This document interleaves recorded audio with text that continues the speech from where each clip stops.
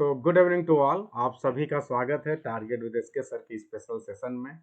और प्यारे स्टूडेंट्स, आप सभी को मैं बताना चाहूँगा कि आज का दिन आप सभी के लिए बहुत ही स्पेशल होने वाला है। आ, क्योंकि आज हम आंसर राइटिंग सेक्शन पे एक एक्सपर्ट के साथ हाजिर हुए हैं।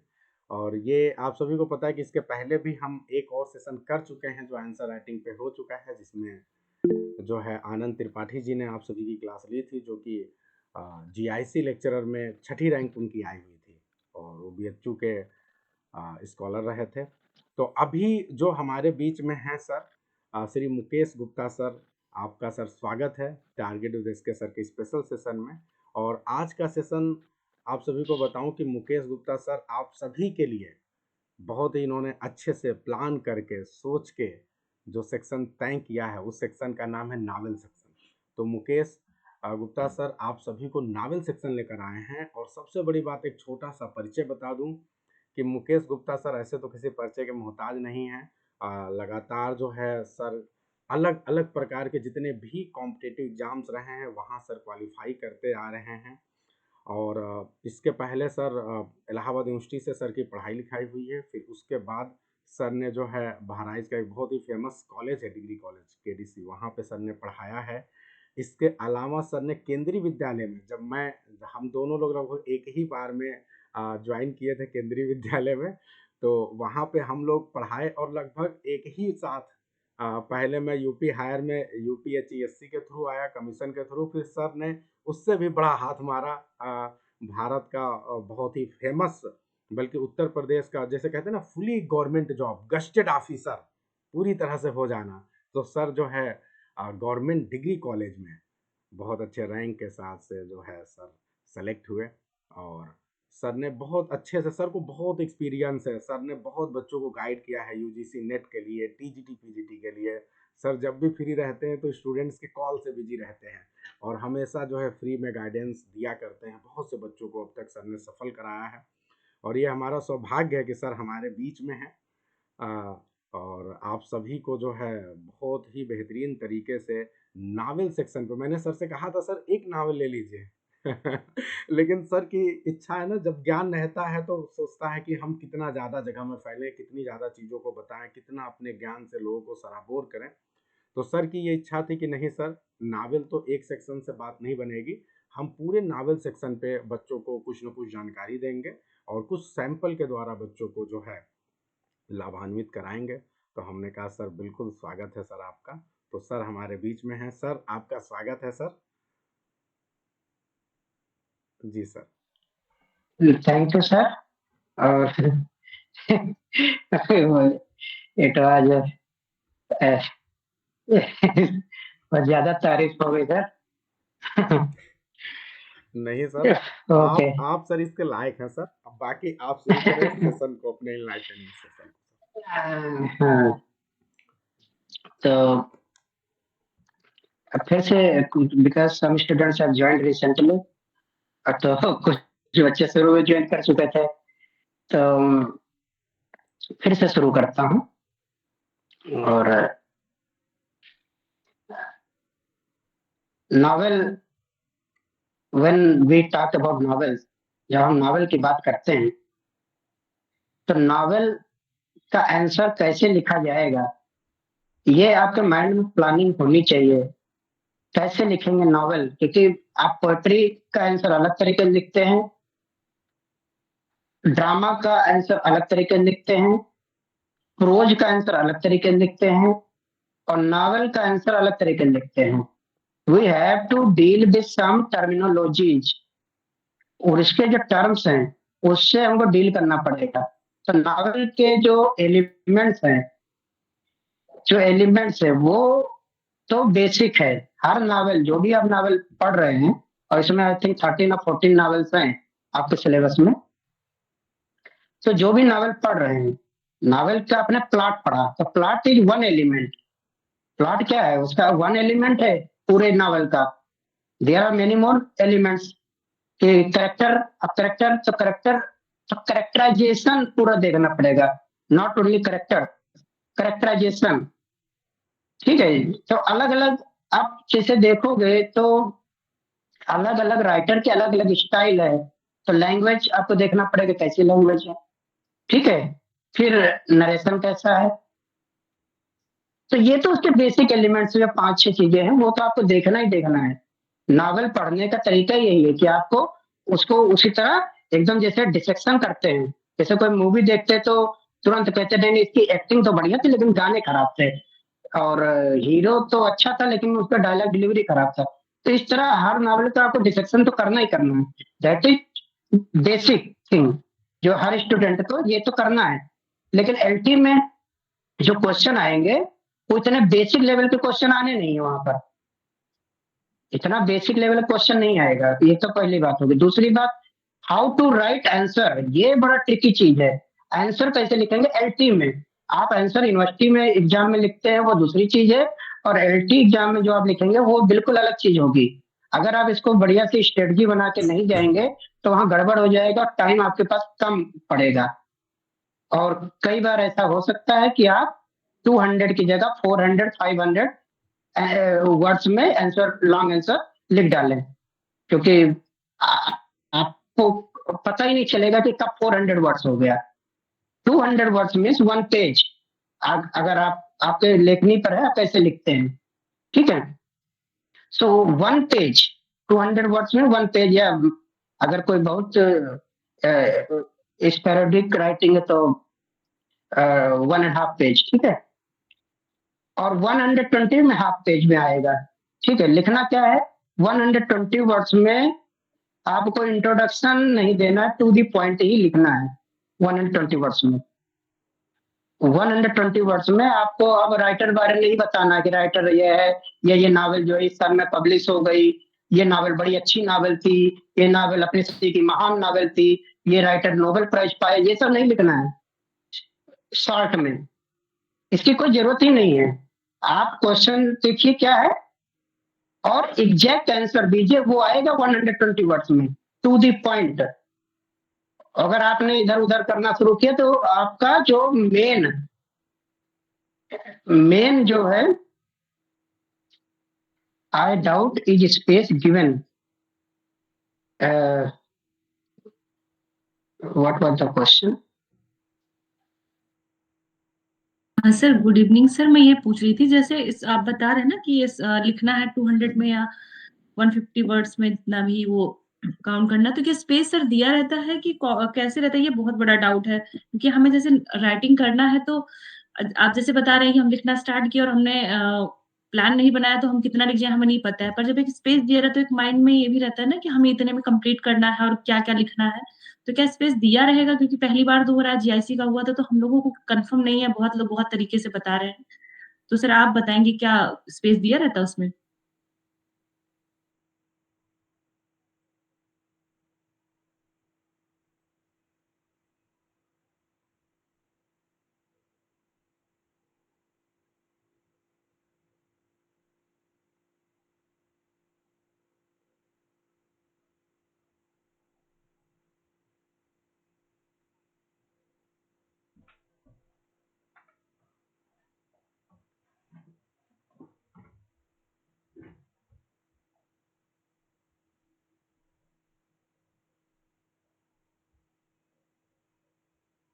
अरे last one question that, space के बारे में कुछ पूछा, ठीक है। स्पेस देना नहीं देना तो देना, फर्स्ट भी प्रॉपर पैराग्राफ। अच्छा लॉन्ग में मैं बता देता हूँ कि लॉन्ग में थ्री आपको लिखना है, 3 पैराग्राफ, जिसका माइंड में एक स्ट्रक्चर होना चाहिए कि आपको इंट्रोडक्शन लिखना है, फिर मिडिल पार्ट लिखना है, मिडिल पार्ट में टू द पॉइंट कंटेंट है वही लिखना है, कंक्लूड करना है, कंक्लूड में to that the question which was asked is there. अब फिर से मैं जो पहले बातें हो चुकी थी वो फिर से रिपीट करता हूँ। पहला क्वेश्चन मैंने जोसेफ एंड्रूज का, मैंने कहा था आप लोग नोट कर लो, कॉमिक एपिकल प्रोज, ठीक है। बिल्डर्स रोमन आ चुका है तो अब मुझे उसकी उम्मीद नहीं कि वो आएगा, ठीक है। लेकिन अगर आ जाता है बिल्डर्स रोमन आ जाता है अगर बिल्डिंग्स रो में, तो उसको तो अटेम्प्ट करना पड़ेगा, लेकिन मुझे उम्मीद नहीं है। तो कॉमिक एपिक एंड प्रोज ये है लॉन्ग में, जिसका मैं पीडीएफ भी भेजूंगा आपको। दूसरा क्वेश्चन है, अच्छा कॉमिक एपिक प्रोज थोड़ा बता भी देता हूँ, साथ में क्वेश्चन डिस्कस भी करते चलेंगे। नॉवेल्स ने पढ़ी है, जोसेफ एंड्रूज क्योंकि मेन हीरो है, और उसका एक साथी है, उसका क्या नाम है? एडम। पार्सन एडम्स, ठीक है। अब कॉमिक एपिक एंड प्रोज में 3 टर्म्स यूज किए हैं, कॉमिक एपिक और प्रोज। अब एपिक क्या है? सीरियस चीज है, उसमें कॉमेडी वाले एलिमेंट्स हो सकते हैं, और कॉमेडी कहाँ होता है? ड्रामा में होता है, एपिक में नहीं होता है, ठीक है। और एपिक जो होती है वो पोएट्री में होती है। तो comic epic in prose are the elements of comedy and epic in prose, ठीक है। तो आपको होमर से लेकर और रेप ऑफ द लॉक तक तो थोड़ा उसमें देना पड़ेगा। इसका मॉडल आंसर मेरे पास है, जो मैंने अभी लिखा, तो उसको मैं भेजूंगा। दूसरा है रियलिज्म, दूसरा क्वेश्चन है रियलिज्म, नोट करके रखिएगा इसको। रियलिज्म, रियलिज्म की जब हम बात करेंगे तो 18th सेंचुरी नॉवेल की जो क्वालिटीज थी, 18th सेंचुरी नॉवेल की जो क्वालिटी थी, जैसे कि लैंग्वेज कैसे थी? सैटायरिक एज ऑफ सेंचुरी है ना।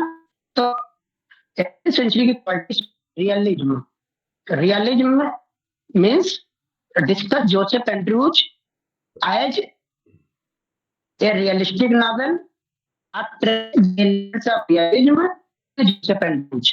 इस तरह क्वेश्चन ये शॉर्ट में भी आ सकता है, लॉन्ग में भी आ सकता है। तीसरा क्वेश्चन नोट किए, concept morality, concept of morality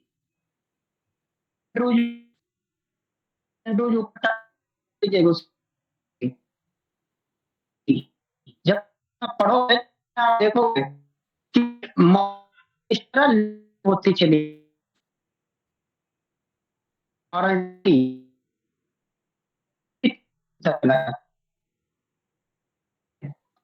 इसमें जब आप मॉरलिटी तब मेला मेंशन करना, पामेला को सैमुअल रिचर्डसन लिखा था, पामेला को मेंशन करना, पामेला में भी मॉरल इश्यूज है, और उसी के अगेंस्ट में तो ये लिखा गया है जोसेफ एंड्रूज। फिर एज ए पिकरेस्क नॉवेल या पिकरेस्क एलिमेंट्स, ठीक है, पिकरेस्क एलिमेंट। वॉइस ब्रेक हो रही है, क्या किया जाए? सर आपके तरफ नेटवर्क इशू है क्या? थोड़ा सा ऐसा लग रहा है, थोड़ा सा नेटवर्क इशू है, आपकी वॉइस ब्रेक हो रही है।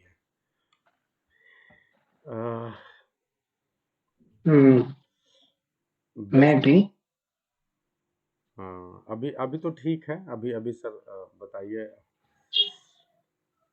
अभी आ रही आवाज? थोड़ा सा आवाज में ना सर झंझनाहट टाइप की आ रही, वाइब्रेशन है। कोई नहीं सर, आप कैसे मोबाइल से जुड़े हैं सर?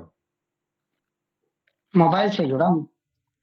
हाँ अभी ठीक है सर, करिए सर। अभी ठीक है, आवाज आ रही है? हाँ अभी ठीक है। मैं 10 सेकंड में, मैंने पहला question comic epic and prose, दूसरा रियलिज्म, तीसरा क्वेश्चन है कॉन्सेप्ट ऑफ मॉरलिटी, चौथा क्वेश्चन इसमें है ह्यूमर के ऊपर, और पांचवा क्वेश्चन है as a picaresque novel,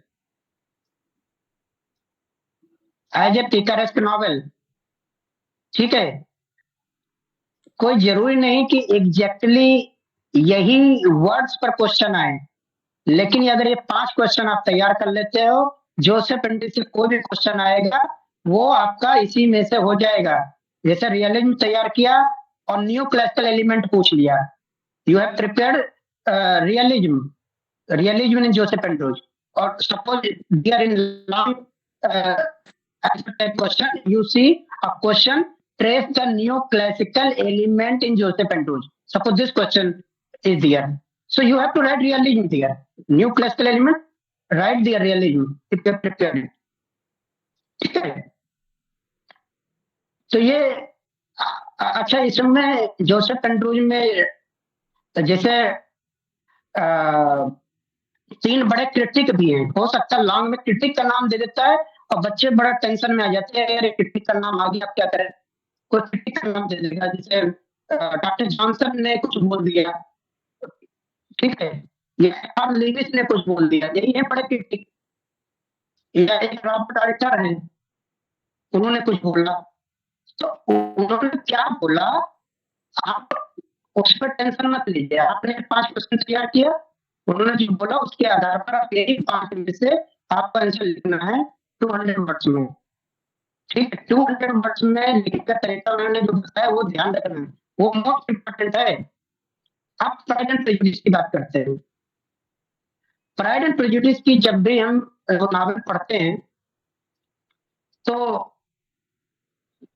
most important question क्या आता है माइंड में, उसके ऊपर मोस्ट इम्पोर्टेंट क्वेश्चन क्या है जो बिल्कुल आता ही आता है यूजी और पीजी के एग्जाम में। यूजी में भी चलता है, पीजी में भी चलता है pride and prejudice. Most important question क्या है उस पर, कोई बताइए?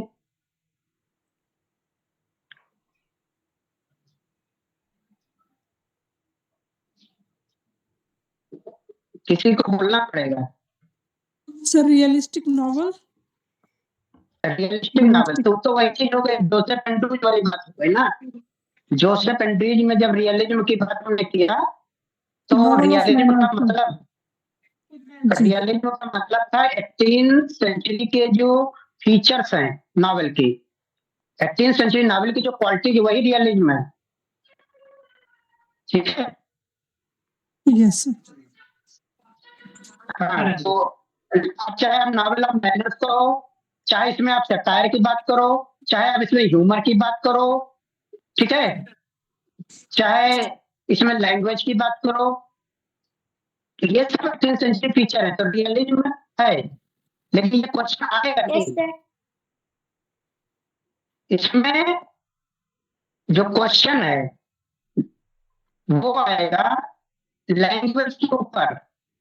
Jane Austen is called pro Shakespeare,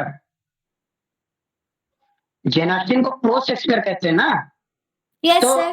question बनेगा कि discuss language of Jane Austen in this light with special reference of pride and prejudice. Pride and prejudice में language कैसी है? क्या बात है सर, बहुत बढ़िया। बच्चों देखिए कितना इनलाइटनिंग सेशन है आप सभी के लिए, और ये समझ लो कि आप लोग बहुत लाभ लेने वाले हैं। और ये आपके जो दूसरे भी साथी हैं उनको बहुत तेजी से जोड़िए। डिस्क्रिप्टिव चीज़ें थोड़ी सी आपको लग सकती हैं कि चूंकि आप लोग ऐसे पढ़ते नहीं है ना, आपको तो सर इन लोग को टिक करने की आदत हो गई है। एमसीक्यू जो एग्जाम होता है, लिख तो लोग है, लिखने में बड़ी बात नहीं है, लेकिन if you have not planned it properly, if you have not made your strategy, then certainly you will there feel shortage of time. 120 वाले को 200 वर्ड में कराओगे, 200 वाले को 400 शब्द में करके आना है, ये हो जाता है, ऑटोमेटिक हो जाता है। We all have gone through the same page, ठीक है? वो लिखते चले कर रहे, ये तो आ रहा प्राइड एंड प्रेजुडिस पकड़ लिया, लिख डाले 500 page, this is common thing. और बाद में टुकड़ी पड़ गए, 2 क्वेश्चन छूट गया, 2 क्वेश्चन शॉर्ट हो गया, या 2 क्वेश्चन में कंटेंट नहीं लिखा, तो यही लिख दिया कि राइटर महान था और राइटर को नॉवल मिल गया और ये नॉवल बड़ी अच्छी थी, यही लेके चले आए। अच्छा, ये एकदम पक्का होना है सर ना कि 2 क्वेश्चन तो कम से कम 2-3 लोग अगर प्लान नहीं करेंगे तो छोड़ ही आने वाले हैं एकदम, और छोड़ देंगे तो उसमें ये छूट जाएगा। If you have not planned it properly, if there is no strategy from your side, then certainly you will leave 1 or 2 question। और बाद में आके यही ग्रुप पर आंसर वो 2 क्वेश्चन छोड़ के आता था, बट टाइम नहीं, तो यही common thing. We are looking again the same kind of situation, ये तो आती है ये सिचुएशन। और फिर बच्चे आते कहते आता था लेकिन टाइम नहीं था, टाइम कम था। तो टाइम तो कम रहेगा, लेकिन आपको प्लानिंग बढ़िया करनी है। 200 बोल रहा तो 200 से 5 शब्द 6 शब्द और दे दो ज्यादा, बस इससे ज्यादा नहीं। 205 वर्ड्स, इससे ज्यादा नहीं लिखना है। और तब इतना लिखना है तो उसके लिए प्लानिंग होनी चाहिए, क्या लिखोगे। ठीक है, तो प्रो शेक्सपियर पे लिखना है। किसी को जैसे जब मैं इस पे बात कर रहा हूँ जेन ऑस्टिन पर, तो जैसे मन में कोई भी डाउट आए, मन में कोई भी क्वेश्चन आए, तो तुरंत पूछ लेना है, क्योंकि मैं फिर आगे बढ़ जाऊंगा। ठीक है, pro Yes, sir. Sir, Shakespeare. I have a question. Sir, I have a question. Yes, yes yes. Sir, irony in Pride and Prejudice. I want to ask. irony, Yeah, sir. if irony will come, it will come as a short answer type question, not long. irony जो है वो short में आएगा, long में नहीं आएगा, ये बिल्कुल लिख लो। लॉन्ग में आदमी कोई So तैयार how नहीं to करेगा, write? और आदमी को तैयार करने वाली चीज नहीं है। ठीक है, Okay, sir. आदमी So का how to क्वेश्चन अब write? बनते नहीं है। Okay, sir. So how आदमी to को write that? लिखना क्या है, अगर शॉर्ट में लिखना है कि आदमी कहाँ है, तो पहली लाइन क्या आदमी है, आर्टिकल है, जनरल थिंकिंग से पहली लाइन क्या है बताओ। नावल की जो first line, it is article. हाँ, yes sir. Yes, sir. Pride and Prejudice. Yes, sir. तो पहली लाइन क्या है, नावल पहली लाइन क्या है बताओ। कोई और दूसरा स्टूडेंट कोई भी जिसने जो तैयारी तो सारी करते बताइए हैं। सर, बहुत पहली जो लाइन है, पहला पैराग्राफ ही वो आरानिकल है, बहुत ही बेहतरीन लाइन है। कैन एनीवन टेल, आप लोग बताएं। Yes, in want of life, बहुत अच्छा कोई गा रहे हैं आप। भी माइक माइक ऑन करके एनीवन, हाँ, anyone, first line.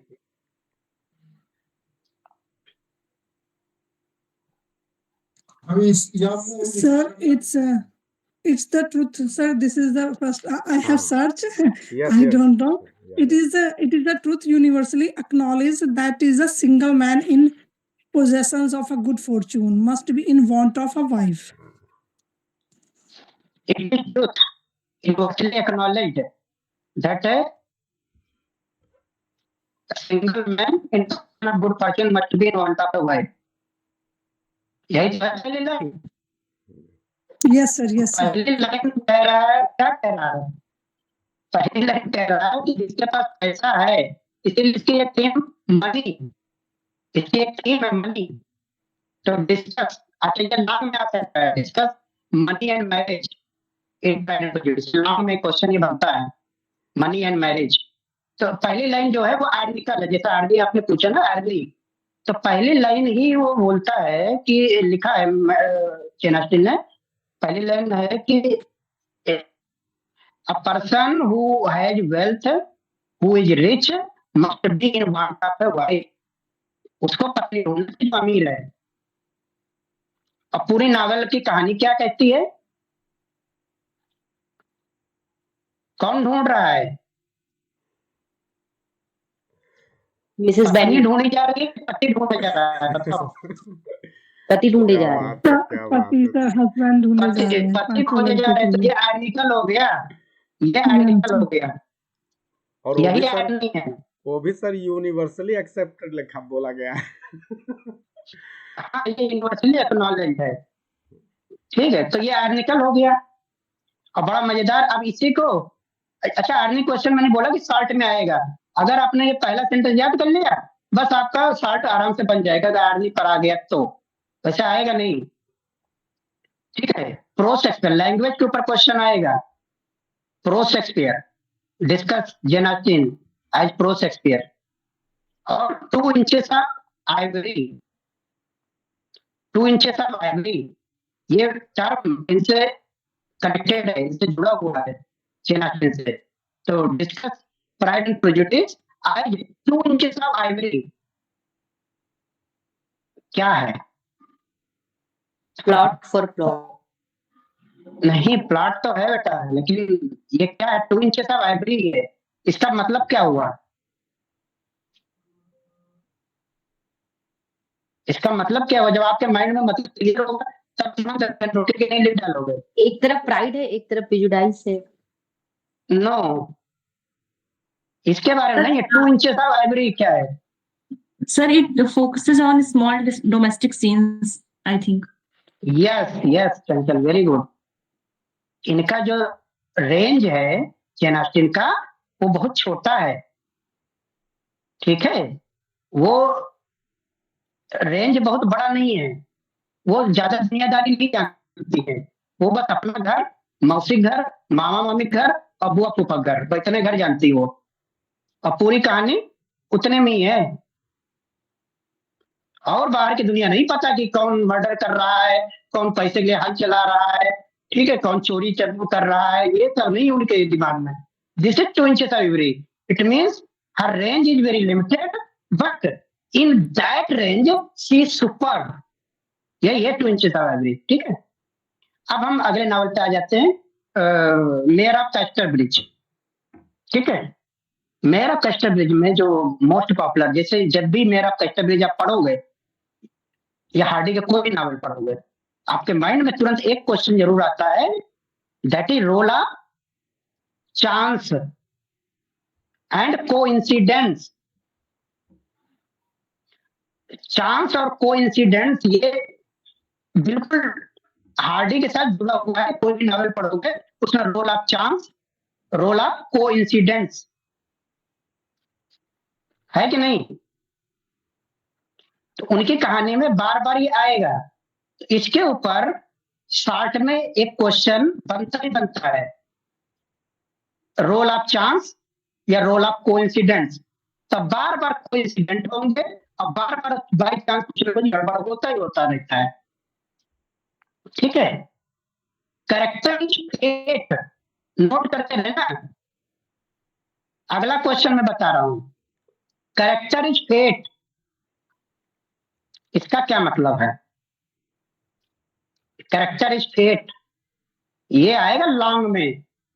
Character is fate इसका मतलब क्या है?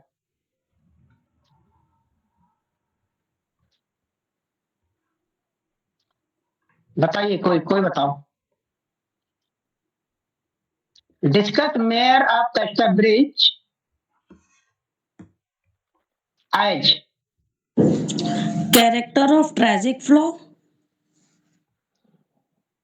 कैरेक्टर इज फेट का मतलब बताना नहीं तू, इसका मतलब क्या हुआ? Character is fate because this term is often associated with the novels of Hardy.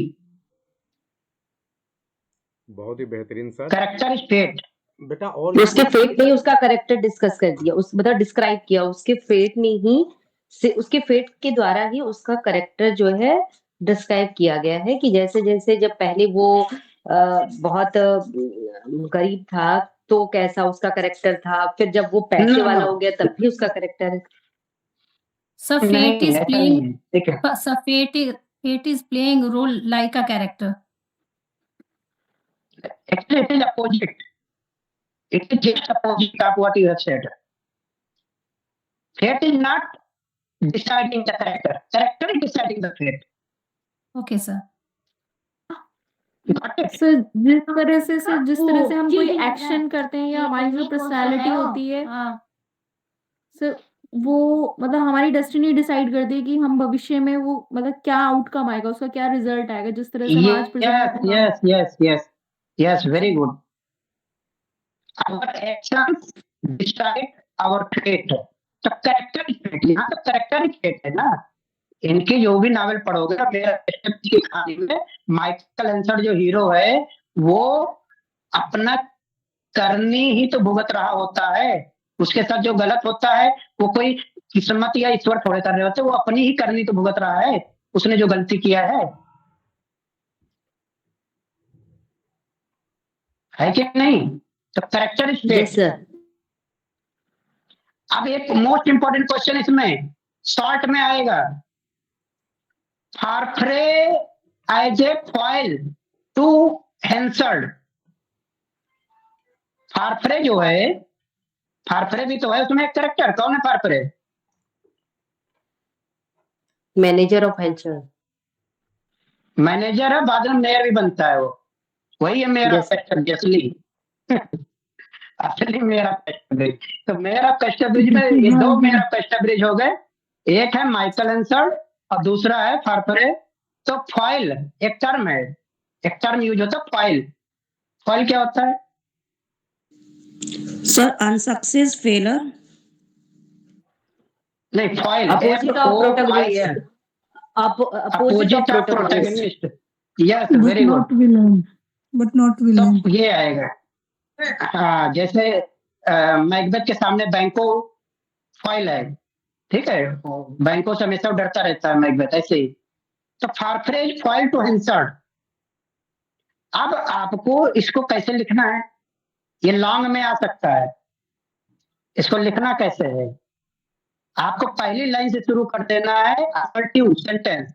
Assertive sentence में कि आप एक्सेप्ट करते हो, यस सर्टेन, आप इसको एग्री करोगे इस सेंटेंस को कि हाँ Farfrae is foil to Henchard because all the good qualities of Hansard Harpre has, but Harpre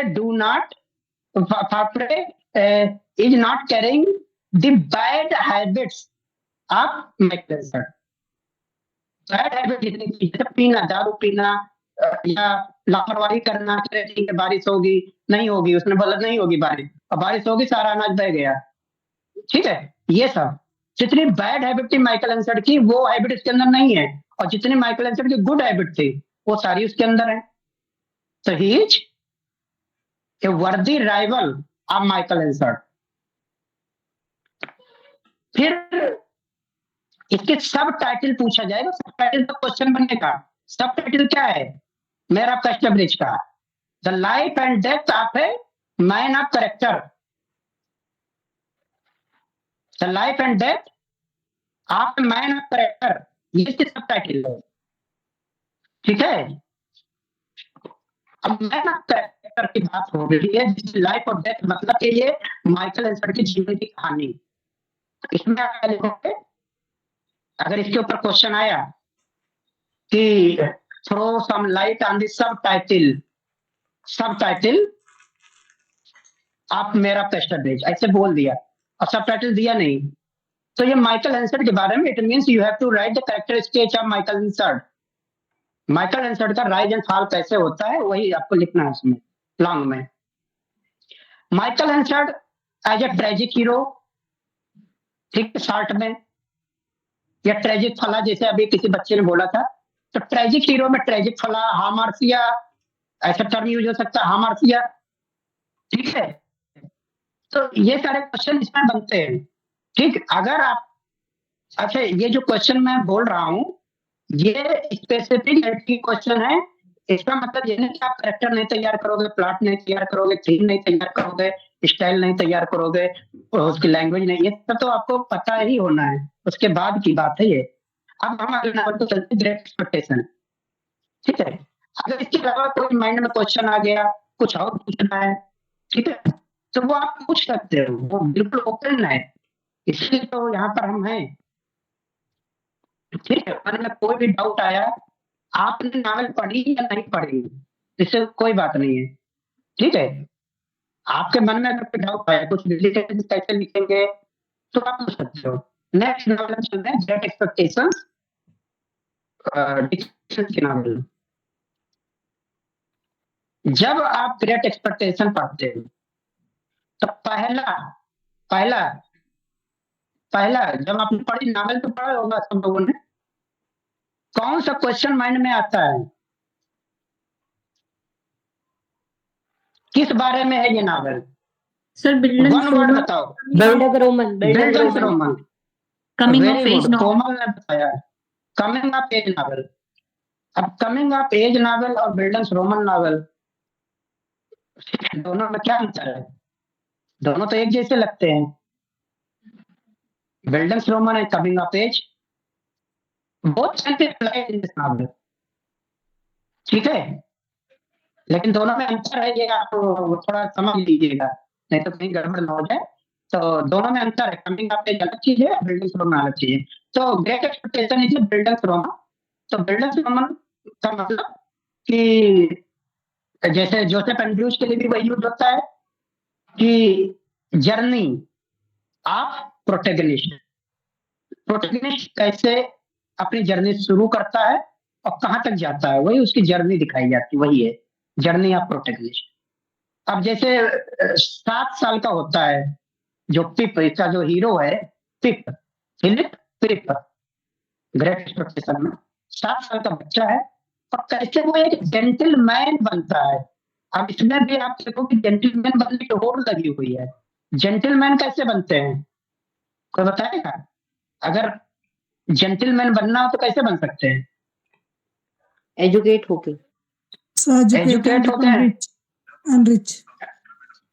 educate होकर तो नहीं बन सकते, हर रिच होकर पहले बन जाए। देखो समझो सब लोग, जेंटलमैन का जो कॉन्सेप्ट है 18th और 19th सेंचुरी इंग्लैंड में, वो आप समझ लो, जो आप अपने यहाँ समझते वो नहीं है। जेंटलमैन का मतलब है जो बढ़िया ब्लैक कलर का शूज पहना हो और बढ़िया कोट पैंट टाई लगाया हो और अच्छी वाली हैट लगाया हो, वो होता है जेंटलमैन। वो पढ़ा लिखा है कि नहीं है इससे कोई फर्क नहीं पड़ता है, ठीक है। वो क्रिमिनल भी होगा तब भी जेंटलमैन कहलाएगा, ठीक है। वो कपड़े होने चाहिए जिससे वो लगे कि अमीर है आदमी। तो इसमें जो टिप है वो जेंटलमैन बनना चाहता है, यही उसकी एक्सपेक्टेशन है, ग्रेट एक्सपेक्टेशन। ग्रेट एक्सपेक्टेशन जब वो लंदन में रहने लगता है तो जब उसका वो जो है जो जो उसका जीजा था वो वहां जाता तो उसे मिलना पसंद नहीं करता है, वो अपने दोस्तों से इंट्रोड्यूस करवाना पसंद नहीं करता है, कि बताना नहीं पसंद करता कि रिलेटिव। एम्बैरेसमेंट फील करता है, वो कैसे बताए कि जो मेरा रिश्तेदार है वो एक लोहार है, कैसे बताते जब तो उसके है वही हथौड़ा चला चला रहा है कि नहीं। तो जेंटलमैन, तो इसमें एक कॉन्सेप्ट है जेंटलमैन करके 60 में आंसर 60 में क्वेश्चन आ सकता है। जेंटलमैन कॉन्सेप्ट है जेंटलमैन, ठीक है। एम्बिशन के ऊपर क्वेश्चन आ सकता है, social class structure, hypocrisy of society. 60 में बोल रहा हूँ, 60 में इस तरह क्वेश्चन आ सकते हैं। Role of money, role of wealth. आपको एक बात मैं बता देता हूँ ग्रेट एक्सपेक्टेशन के बारे में। ग्रेट एक्सपेक्टेशन ये जो नावल है, इस नावल को एंडिंग करेक्ट किया गया था। इसकी जो एंडिंग है वो करेक्ट किया गया था। अभी आप लोग जो पढ़ते हो वो एंडिंग अलग है, जो इसके पहले जो वास्तु ओरिजिनल एंडिंग थी वो अलग थी। उस एंडिंग में दिखाया गया है कि जो स्टेला है, एक कैरेक्टर है ना स्टेला, जो मिस हैरिसन के घर में रहती थी। Yes, sir. Yes. Sir. तो स्टेला ने मिस एडिशन किया। हाँ, तो स्टेला ने शादी कर लिया ड्रमल से, जो कि इनके पिप के साथ हॉस्टल में रहता था, ठीक है। वो भी अमीर लड़का था तो वो भी वहां रहता था लंदन में। जब ये जेंटलमैन बन गए तो वो भी जेंटलमैन था, ठीक है। और उसने देखो कि जो ओरिजिनल वाला था, ओरिजिनल वाले में वो पिप से शादी नहीं होती, ना पिप के साथ मिलना होता, और लास्ट में वो केवल एक बात होती है। ओरिजिनल वाले में बता रहा हूँ, वैसे ये क्वेश्चन आएगा नहीं, फिर भी मैं आपकी जानकारी के बता दे रहा हूँ कि उसमें स्टेला ने डॉक्टर से शादी कर लिया था और वो ये न्यूज पिप को बताती है कि मैंने डॉक्टर से शादी कर लिया जो कि बहुत अमीर है। ये बात मैंने इसलिए बताई क्योंकि मनी इसका एक मैटर है, मनी का, वेल्थ का, जेंटलमैन बनना, ठीक है, सोसाइटी का हिपोक्रेसी, ठीक है, आर्टिफिशियल अफेक्शन, आर्टिफिशियल अफेक्शन दिखता है इसमें। जैसे मिस हैरिसन जो है गार्जियन बनने का रोल प्ले करती है, ऐसा दिखावा करती है वो गार्जियन टिप की, लेकिन वो नहीं है। वो एक्चुअली टिप को हरास करना चाहती है, परेशान करना चाहती है, टार्चर करना चाहती है। आर्टिफिशियल अफेक्शन है इसमें। अब लॉन्ग क्वेश्चन नोट करिए, विक्टोरियन क्लास स्ट्रगल या Victorian class structures in expectation. Victorian class structure, class structure hierarchy है क्लास की, और जैसे कोई 2 इंच ऊपर उठता है वो नीचे वाले को लात मार देता है, पहचानना पसंद नहीं करता है, ये इसमें दिखता है। ठीक है, बिल्डन्स रोमन तो भाई है। एक जो मैंने अपनी तरफ से सोचा कि नया अगर जो पेपर सेटर है हो सकता है कुछ नया डाले, तो concept of Karma in that expectation, ये क्वेश्चन कॉन्सेप्ट ऑफ कर्मा, जो जैसा करेगा वैसा करेगा। तो इसमें देखो लोग अपने प्रायश्चित भी करना चाहते हैं, प्रायश्चित हो नहीं पाता है क्योंकि सब लोगों ने गलतियां कर रखी हुई है, सबकी अपनी अपनी गलतियां हैं। ठीक है, सैटिस हाउस जहां मिस एविसम रहती हैं उसकी तो एक अलग कहानी है, हैं? आप सैटिस house is not actually house, it is representative of Victorian England.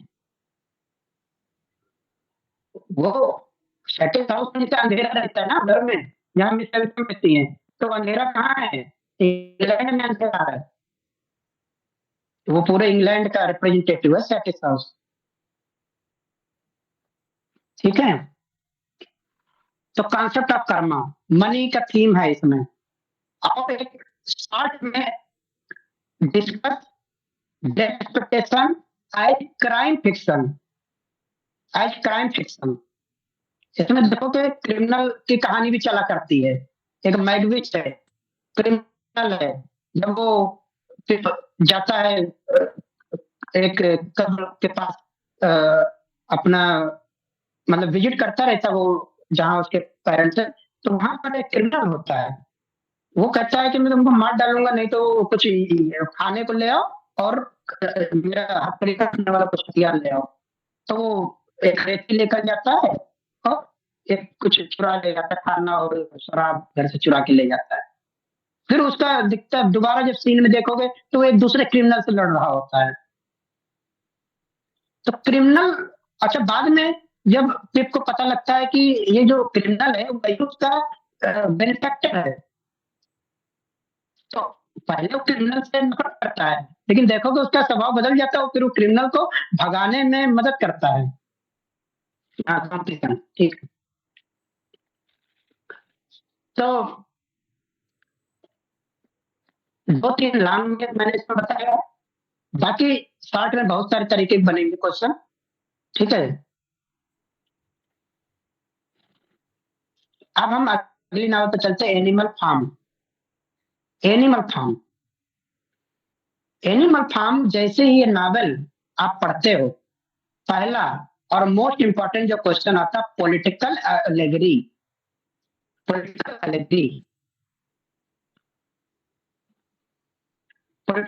आता है। मतलब इसमें एक तरह की पॉलिटिक्स, ऐसी पॉलिटिक्स है जो समझ ही नहीं आती कि क्या हो गया। जो लोग आजादी की लड़ाई लड़ रहे थे वो गुलाम, मतलब पहले जो गुलाम थे वो ज्यादा अच्छे जीवन जी रहे थे, और जब आजाद हुए तो उनकी जीवन बदतर हो गया। ये कैसे हो गया? Animal Farm. ठीक है, तो इसमें पॉलिटिकल एलिगरी है, क्वेश्चन नोट करिए, पॉलिटिकल एलिगरी, ये लॉन्ग में आ सकता है पॉलिटिकल एलिगरी। और शॉर्ट में question, concept of animalism. Animalism क्या है? एनिमलिज्म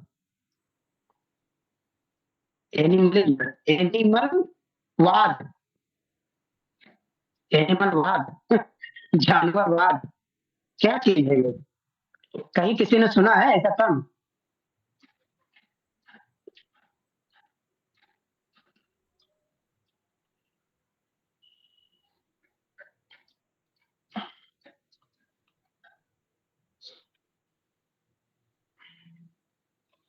वन सेकंड,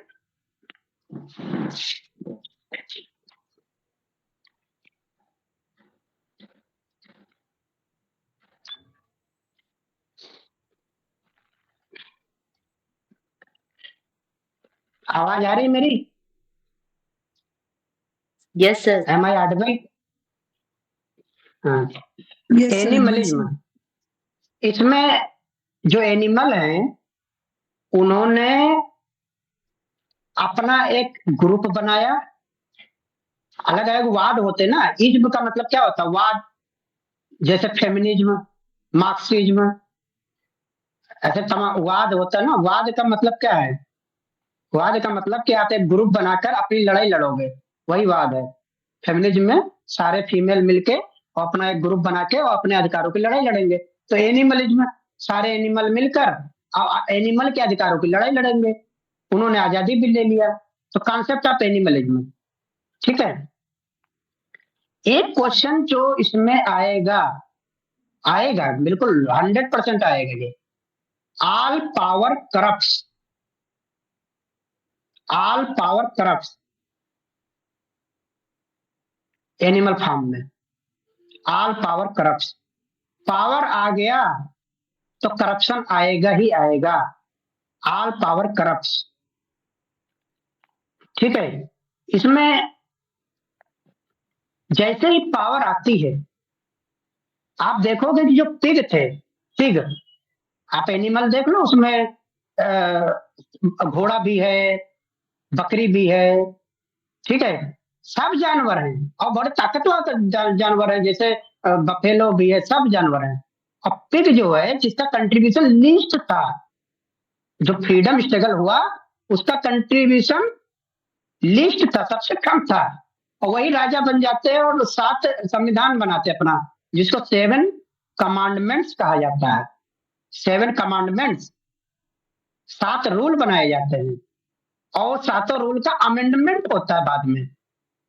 7 रूल्स का अमेंडमेंट हो जाता है। जैसे कोई बिस्तर पे नहीं सोएगा तो बिस्तर पर बिना सीट के नहीं सोएगा, बाद में अमेंडमेंट क्या हुआ, no animal will sleep on the bed. फिर आगे अमेंडमेंट क्या हुआ, विदाउट सीट। ये क्या है, no animal will drink liquor, एक कानून बना, उन्होंने अपना संविधान बनाया, कानून, कोई एनिमल लीकर नहीं पिएगा, शराब नहीं पिएगा। हाँ देखो किसी बच्चे चंचल ने, वेरी गुड। फिर आगे अमेंडमेंट कर दिया, not excess, all animals are equal, एक कानून उसमें ये भी था। और उसके आगे उन्होंने अमेंडमेंट करके क्या जोड़ा, सम आर मोर इक्वल। तो ऐसे अमेंडमेंट कर दिया, और वो लोग अब राजा बन गए, अपनी लोगों को बेचने लगे हैं। हाँ वेरी गुड कोमल। तो 7 कमांडमेंट के ऊपर क्वेश्चन आएगा, व्हाट आर द 7 कमांडमेंट्स, ठीक है। और ये 7 कमांडमेंट चूंकि हमको ध्यान दिलाते 10 कमांडमेंट्स का, जो 10 कमांडमेंट्स है ज्यूस का, मूसा वाला, तो 10 कमांडमेंट्स का याद दिलाते हैं, 7 कमांडमेंट्स, 7 रूल्स। तो 7 कमांडमेंट्स आएगा, पॉलिटिकल एलिगरी आएगा, एनिमलिज्म आएगा, ऑल पावर करप्ट ये क्वेश्चन है। और पॉलिटिकल एलिगरी में आपको सोवियत की हिस्ट्री बतानी पड़ेगी। कैसे सोवियत की हिस्ट्री, जैसे कि जो नेपोलियन है, हाँ देखो किसी बच्चे ने लिखा, ठीक है, 4 लेग्स बेटर कर दिया था। हाँ 4 लेग्स बेटर नहीं, 4 लेग्स गुड और 2 लेग्स बेटर कर दिया था, 2 लेग्स बेटर कर दिया, उसी में अमेंडमेंट कर दिया, 4 लेग्स गुड और 2 लेग्स बेटर। जो कानून बना था कि 4 पैर वाले अच्छे होते हैं, तो उसमें जोड़ दिया कि 2 पैर वाले और अच्छे होते हैं। तो इसका थोड़ा सा मैं 10 सेकंड में आपको बताता हूँ, बाकी आप लोग तो अपना पढ़ाई कर ही रहे हो अच्छे से। नेपोलियन जो है, इसमें नेपोलियन है ना, कौन है नेपोलियन, नेपोलियन कौन है इस नॉवेल में, कोई बताओ। हाँ वो तो ठीक है स्टालिन है, इस नॉवेल में नेपोलियन कौन है, सर बोल रहे रूलर थे ऑफ द, कौन है, कोई एक लोग बोलो, 2 आवाजें आई तो बोर है, ठीक है। और फ्रेडरिक कौन है,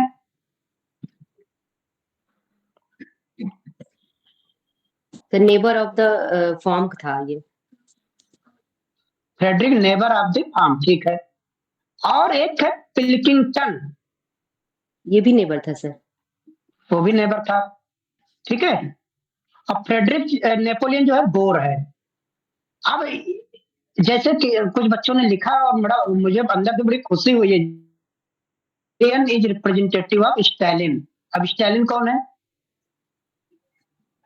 सोवियत यूनियन का नेता है, ठीक है ना, सोवियत संघ का नेता, ठीक है।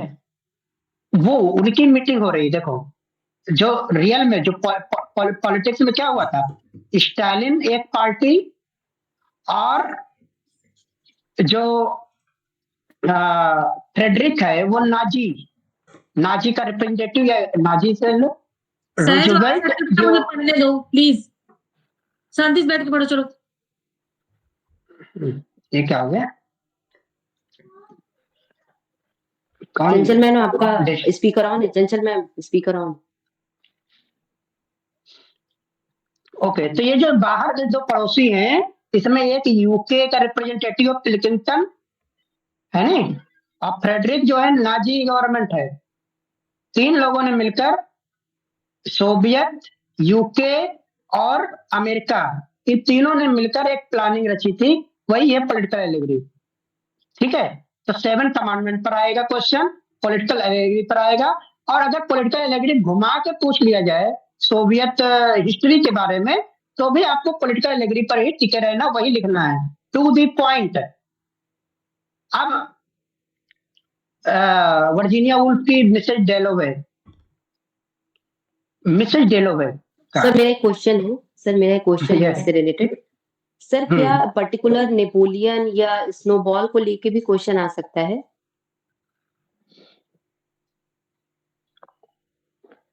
कैरेक्टर को लेकर क्वेश्चन आ सकता है, नहीं आएगा। एनिमल फार्म में तो नहीं आना है, एनिमल फार्म में इनडायरेक्ट क्वेश्चन ही आएंगे, इनडायरेक्ट क्वेश्चन ही आएगा, कुछ घुमा के ही पूछा जाएगा, ठीक है। जैसे कि अगर मतलब कैरेक्टर का नाम आ भी गया तो वो कैरेक्टर के बारे में नहीं होगा, वो कोई पॉलिटिकल फिगर के बारे में होगा। जैसे कि नेपोलियन के ऊपर मान लो क्वेश्चन आ गया, तो नेपोलियन के बारे में नहीं पूछ रहे हैं, वो पॉलिटिकल फिगर और पॉलिटिकल जो ये डिप्लोमेसी थी उसके बारे में क्वेश्चन आएगा इससे, ठीक है। तो अगर आप पॉलिटिकल एलिगरी, ये one question if you prepare it properly then all the question will be covered in it. Political allegory ये तैयार करना इसका। अब मिसेज डेलोवे जब आप पढ़ते हो, स्ट्रीम ऑफ कॉन्शियसनेस तुरंत माइंड में आता है, क्लिक करता है, स्ट्रीम ऑफ कॉन्शियसनेस है, ठीक है। इसमें स्ट्रीम ऑफ कॉन्शियसनेस का क्वेश्चन नहीं आएगा, ये कभी मत तैयार करना कि स्ट्रीम ऑफ कॉन्शियसनेस आ गया, और आ जाए तो वो सबसे इजी क्वेश्चन होगा, मुझे नहीं लगता ये आएगा। इसमें क्वेश्चन बनता है concept of time, concept of time, time का कॉन्सेप्ट क्या है मिसेज डेलोवे में। आप जब नावल पढ़ते हो तो कैसे समय क्या है, समय एक वेव की तरीके से बह रही है, जिसमें हर समय प्रेजेंट, पास्ट एंड फ्यूचर सब जैसे लग रहा है एक साथ सामने खड़ा हुआ है, टेक्निक यूज की गई है। तो कॉन्सेप्ट ऑफ टाइम। फिर role of identity and relationship, ये दूसरा क्वेश्चन नोट करिए जो मोस्ट इंपॉर्टेंट इसका है। Sir please repeat first one. Impact of time, impact of time, ये घुमा फिरा के दूसरे लैंग्वेज में, दूसरे वर्ड्स में कुछ भी पूछा जा सकता है, but if there is a word time, time अगर आ गया क्वेश्चन में तो आपको वही लिखना है टाइम के बारे में, टाइम का क्या रोल है, role of time, concept of time, time plays a pivotal role in this novel, ऐसे तमाम तरीके के टाइम के ऊपर आपको एक क्वेश्चन इसमें तैयार करके एग्जाम में जाना है, ठीक है। और ये लॉन्ग का मैं बता रहा हूं, अब शॉर्ट में आते, शॉर्ट में मीनिंग ऑफ लाइफ, जीवन का मतलब क्या है, because through out the novel the protagonist keeps on thinking about life, क्या लाइफ है? लाइफ है क्या? ऐसा लगता है लाइफ मीनिंगलेस है क्या? मतलब क्या है लाइफ का? ये हॉन्ट करता रहता है क्वेश्चन, लाइफ क्यों है, हम जी क्यों रहे हैं? बार बार ऐसा लगता है कि जीना और मरना, इस बीच में हम कर क्या रहे हैं? तो आइडेंटिटी क्वेस्ट भी है इसमें, स्टार्ट में आइडेंटिटी क्वेस्ट। ठीक है, आइडेंटिटी क्वेस्ट ये क्वेश्चन बनता है। पोस्ट वार ट्रामा, पोस्ट वार ट्रामा, पोस्ट वार जैसे जब द्वितीय विश्व युद्ध हुआ तो उसका जो शॉक है, आफ्टर शॉक, वो बहुत लोगों को लगा, तो वो इस नावल में भी दिखाई देता है, पोस्ट वार ट्रामा या पोस्ट वार शॉक।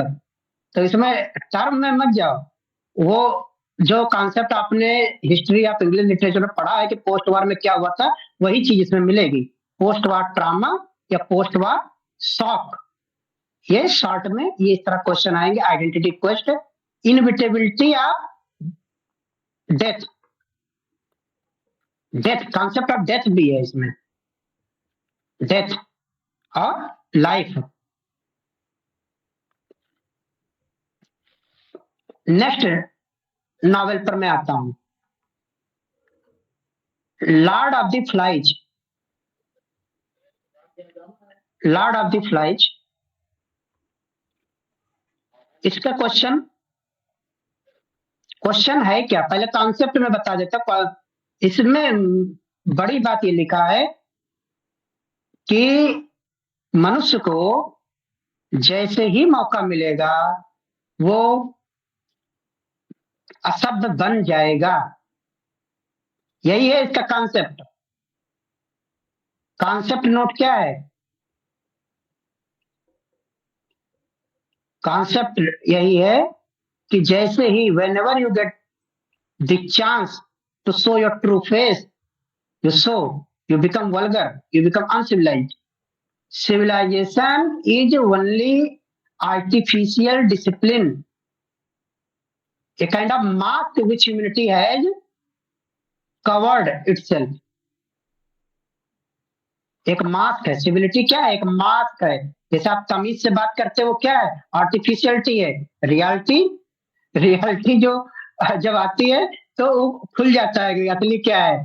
जैसे लोग क्लास में बड़े शालीन बैठते हैं, बड़े अच्छे से बात करते हैं, बहुत तरीके से बात करते हैं, लेकिन वही जब घर में देखो कोहराम मचा देते हैं, उल्टा पुल्टा सब तोड़ फोड़ भी कर देते हैं, कई बार बर्तन उठा के फेंक देते हैं, ठीक है, पीट भी देते हैं अपने छोटे भाई बहनों को। तो वो है ओरिजिनलिटी, ये इसमें है लॉर्ड ऑफ द फ्लाइज में। तो इसमें क्वेश्चन क्या है? कॉन्सेप्ट ऑफ बीस्ट, वहां एक बीस्ट आ जाता है ना लॉर्ड ऑफ द फ्लाइज में, एक बीस्ट है। बीस्ट तो नहीं आता, पैरासूट से आदमी आता, लेकिन बीस्ट वहां जो बच्चे कॉन्सेप्ट। अच्छा, इसका जो लिया था उन्होंने कोरल आइलैंड नाम का एक नावल था, वहां से लिया था। तो एक आइलैंड में बच्चे फंसे हुए हैं, तो वहां पर ग्रुप बनाते हो बच्चे, और फिर राल्फ और रोजर दो लीडर की कहानी है, जिसमें जो है एक पैरासूट से आदमी गिरता है हवाई एरोप्लेन से, और वो वहां फंसा होता है, जिसको वो लोग बीस्ट समझ लेते हैं, ठीक है। और बीस्ट का ऑफरिंग शुरू हो जाती है, उसको सुअर मार मार के देना शुरू कर देते हैं, वो तो ठीक है। अब बीस्ट का कॉन्सेप्ट क्या है?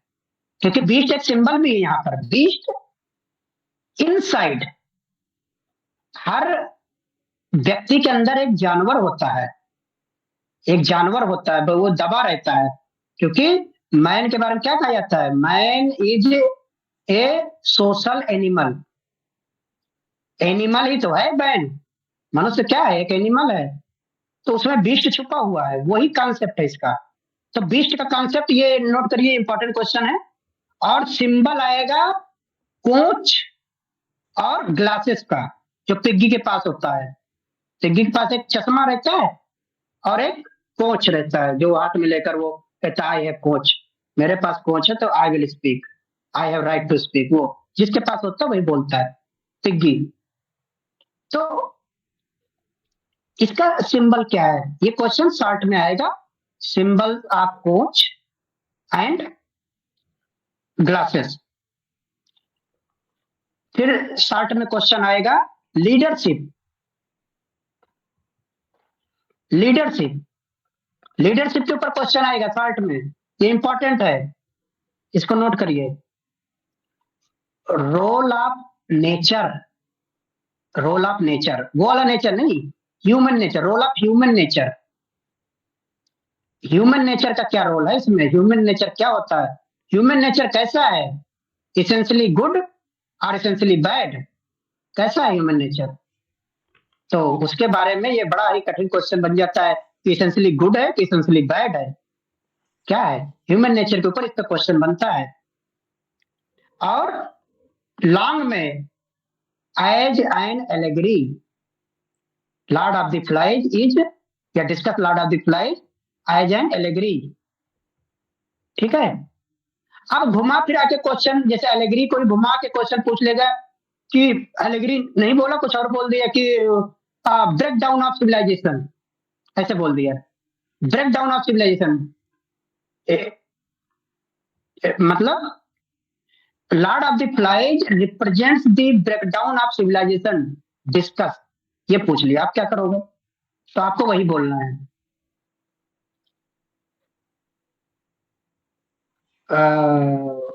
I am not recording. I think silencer will reply it properly. I do not know. Yes, being recorded. Don't worry. So breakdown. अच्छा बीच बीच में साइलेंस है सर। जी सर, जी सर, जी सर। मैं चाह रहा हूँ कुछ थोड़ा आप भी आशय, क्योंकि मुझे लगता है थोड़ा बोरिंग हो जा रहा है, क्योंकि ये लेक्चर है और मुझे लगता है बच्चे बोर हो जाते होंगे सुनते सुनते क्या। No, sir. वो sir interesting sir, We are writing down. That's why we are not speaking. We are sir writing down. इतना So we are बेहतरीन not चल रहा speaking, है sir. कि आप कर रहे हैं तो आपको पता नहीं चल रहा है। मुझे लग रहा है कि बहुत, क्योंकि नहीं सर, जब क्लास में लेक्चर लेता हूँ तो लगता है बोरिंग हो जा रहा है, क्योंकि इसमें भाई अच्छा पढ़ना हमेशा से बोरिंग होता है, लेकिन अगर उसको No sir, it's like just revising. It's like just revising. Companion, तो it's really very interesting, sir. आप सर We are इतनी चीजें living. बता रहे हैं कि स्टूडेंट्स ये समझ लीजिए कि all the time students are busy in writing, ये सब सोच रहे हैं कुछ छूट ना जाए। ऐसा चल रहा है। Yes, sir. Yes, sir. हाँ, कुछ हो रहे हैं और लिख रहे हैं बार-बार। And sir, I want to tell you something कि SK sir make study very interesting. You know, it's just a play now. Yes, I know. तो ये है It सर is, कि बहुत बेहतरीन तरीके से आपने जो प्रिपरेशन की है, अभी मैं बीच में ही रोक दे बता रहा हूँ कि वो इतनी शानदार है सर कि आपने जब नावल को लिया तो आपने कुछ छोड़ा ही नहीं। मतलब आप मिसेस डायलवे ले रहे हैं तो जितने भी पॉइंट्स हो सकते हैं आंसर राइटिंग के, जितने भी टॉपिक्स बन सकते हैं वो सारे आप लेकर आए हैं सर। तो सबसे पहले सर आपके इस डेडिकेशन, आपके इस मेहनत के लिए, जो आपने टास्क लिया उसे इतनी अच्छे से निभाने के लिए सर आपको सैल्यूट है सर। बहुत बेहतरीन तरीके से चल रहा है सर, और हर एक बच्चा अपने आप में सर बहुत ब्लेस्ड महसूस कर रहा है सर। आपका लेक्चर इतना शानदार है, बस सर इसे कंटिन्यू रखें। नहीं, थैंक यू सर। एक्चुअली मैं ये है ना कि मैं सही से प्रिपेयर नहीं कर पाया, एक तो ये है क्योंकि ज्यादा टाइम ही नहीं मिला, आज मैं पूरा दिन व्यस्त रहा तो I could not get time. और दूसरी बात ये हो गई कि ये जो है ये मीट, गूगल मीट, इस पर भी मुझे थोड़ा स्ट्रगल करना पड़ा कि क्या करना है। तो बस मैं केवल बोल सकता हूँ, बच्चे नोट कर ले। नहीं सर, ठीक है। वैसे तो सर बिना प्रिपरेशन के ये आप इतना अच्छा कर रहे हैं, तो जब प्रिपेयर करके आएंगे तो मैं, हाँ, अभी आपके और अगर मुझे टाइम मिल गया, अभी और अगर मुझे टाइम मिल गया और अगर मुझे थोड़ा 3-4 दिन पहले टाइम, 5 दिन मिल जाए तो मैं थोड़ा नोट्स वोट उसका बढ़िया बना लूंगा। बिल्कुल सर, बिल्कुल आपको मिलेगा सर। और बच्चों को मैं पीडीएफ सब भेज दूंगा कि ये लोग पढ़ो, और बहुत बढ़िया सर। ठीक है, आप हमारे साथ हैं सर, और आपको कंटिन्यूअसली रहना है। ये बैच 1 फरवरी से हम स्टार्ट कर रहे हैं, तो आप, मैं कोई झेलाने वाला नहीं, टू द पॉइंट, जैसे आपको केवल कीवर्ड दूंगा, ठीक है, कीवर्ड कि आपको ये याद रखना है, बाकी आप लिखो चाहे जो, लेकिन वो बात उसमें लिख देनी है। वो बात लिख, आप लॉन्ग लिख रहे हैं 200 वर्ड्स का, तो उसमें मैं 2 बातें बताऊंगा कि ये 2 बातें आपको इसमें लिखनी है, बाकी आप अपनी कहानी लिखो सब पूरा कि बहुत बढ़िया है, सब अच्छा लिखा है इन्होंने, बहुत अच्छा है, ठीक है, और नावल अच्छी है, कैरेक्टर अच्छा है, सब अच्छा ही लिखते हैं ना कि इन्होंने बहुत महान लेखक है, इन्होंने अच्छा लिखा। तो सर जी सर जी गूगल मीट पे यस डेली क्लासेस हुआ करेगी? हाँ, अभी नीतू जी, अभी हम इस पे बात करेंगे, सर का सेशन एक बार एंड हो जाए। आपको बता दें कि जी गूगल मीट पे आपकी रेगुलर क्लास चलेगी। हम 2 फरवरी से प्रोबेबली 1 से हम स्टार्ट कर रहे हैं, तो हो सकता है ये 2 तक चला जाए। तो 2 फरवरी से आपकी ऑफिशियल क्लास स्टार्ट हो रही है। अभी तो ये आप लोगों को कुछ डेमो मिल रहा है। अभी मुकेश सर सोचो डेमो में आपको कितनी बातें बता रहे हैं। तो जब एग्जैक्टली क्लास स्टार्ट होगी तो फिर आपको बकायदा अच्छे से आपको राइटिंग सेशन सर करवाएंगे, बताएंगे कि क्वेश्चन बहुत बेहतरीन चलेगा। पूरी टीम है अपनी, सर हैं और भी कई लोग हैं जो कि बहुत ही अच्छे एक्सपर्ट हैं, कहीं ना कहीं असिस्टेंट प्रोफेसर हैं या जीआईसी में लेक्चरर हैं। तो आप लोगों को बहुत बेहतरीन मिलने वाला है और ये सब तो अभी डेमो है। अभी तो सर बिना तैयारी के अपने अनुभव के आधार पे आ गए हैं तब आपको इतना बेहतरीन तरीके से बता रहे हैं चलिए सर बताइए। most of the novels are actually already in UG and PG classes। इसमें से कोई शायद कोई नावल हो, ये तो सब UG PG में चल रही है, तो आप सबकी पढ़ी हुई होंगी।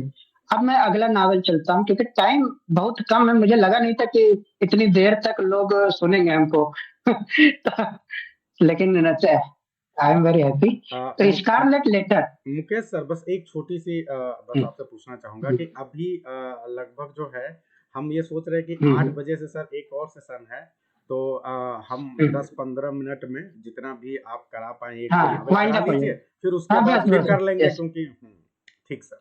नहीं हो जाएगा, मेरी बात हो जाएगी। जो मैं कहना चाहता हूँ आप लोग क्वेश्चन नोट कर लीजिएगा, मुझे अगर टाइम मिला तो मैं कीवर्ड लिखवा दूंगा। एक आंसर में लिख के लाया हूँ मॉडल, वो मैं आपको पीडीएफ भेजूंगा, उसको आप पढ़ लीजिएगा 200 वर्ड्स में कैसे लिखा जाता है सर। ठीक है, मैं 10-12 मिनट और लूंगा। मुकेश सर एक काम कर लीजिए, चाहे तो आप वो जो क्वेश्चन लेकर आए हैं आंसर को उसे डिस्कस कर लीजिए और फिर एक अगले सेशन में बाकी नॉवेल पे बात कर लेंगे, ऐसा हो तो मैं आपको भेज देता हूँ पीडीएफ, आप उसको शेयर कर दीजिए।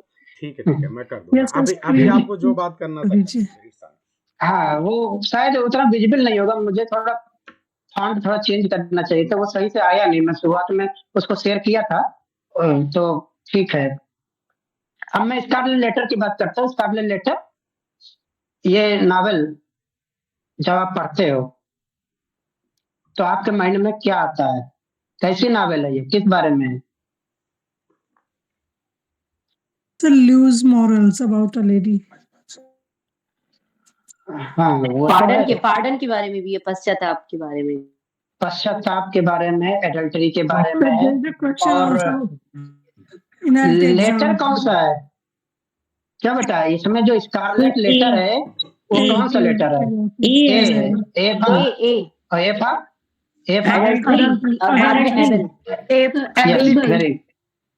Very good. तो इसमें जो लेटर है ए, वो स्कारलेट कलर का वो पहन के रखता है जो इसका मिनिस्टर है। पर्ल एक डाटर है, पर्ल एज ए सिंबल। ये क्वेश्चन नोट करिए, पर्ल एज ए सिंबल, ये क्वेश्चन आएगा स्कारलेट लेटर में। पर्ल क्या सिग्निफाई करता है, पर्ल है क्या? ठीक है, Pearl as a symbol. Forest as a symbol, forest क्या है तो उसका क्या सिंबल है? और रिलीजियस हिपोक्रेसी, इस पूरी नावल में आपको रिलीजियस हिपोक्रेसी मिलती है। ठीक है, जो लोग सजा दे रहे हैं वही लोग गलतियां कर रहे हैं, वही मतलब क्रिमिनल है, और क्रिमिनल को अधिकार है कि वो सजा देगा। ठीक है, तो पूरी कहानी हेस्टर प्रिंट, डिम्सडेल और चिलिंगवर्थ और पर्ल, ये 4 कैरेक्टर के बीच में, पर्ल तो हटा दो, ये 3 लोग हैं। ठीक है, पर्ल आते हैं तो पर्ल जो सिंबल के रूप में आएगा। अब हम नेक्स्ट नॉवेल पर चलेंगे, थिंग्स फॉल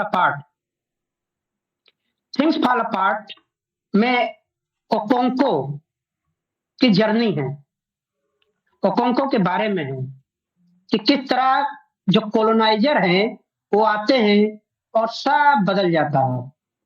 पहले उनकी जो लड़ाई थी वो तो चली रही थी, और यहाँ कैसे दूसरी लड़ाई शुरू हो जाती, things fall apart.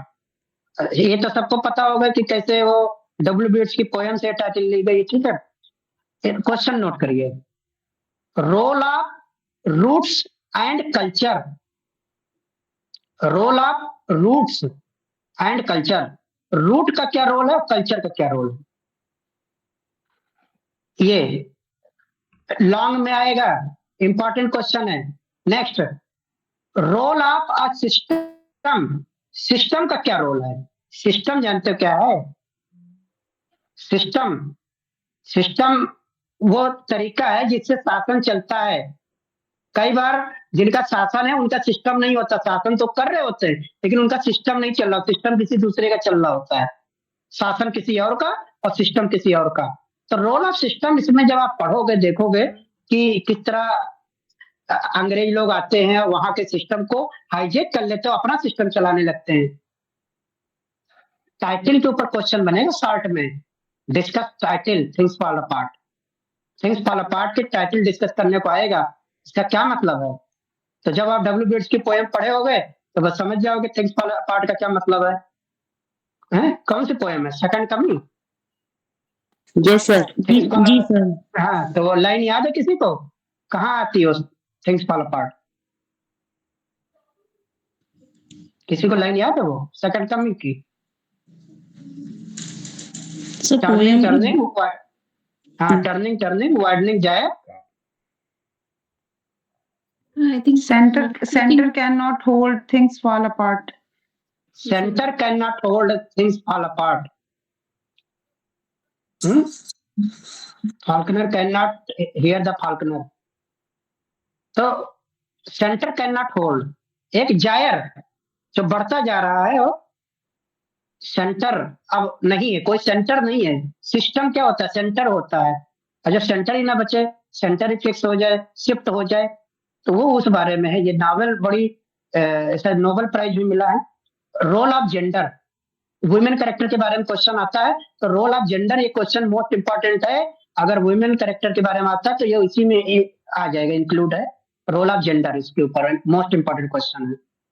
Symbol of locust and fire, locust और फायर का क्या सिंबल है, देखोगे जैसे लोकस्ट आते फसल खराब हो जाती पूरी, लोकस्ट ऑफ फायर, हाँ yes very good. Symbol of locust और सिंबल ऑफ फायर क्या है।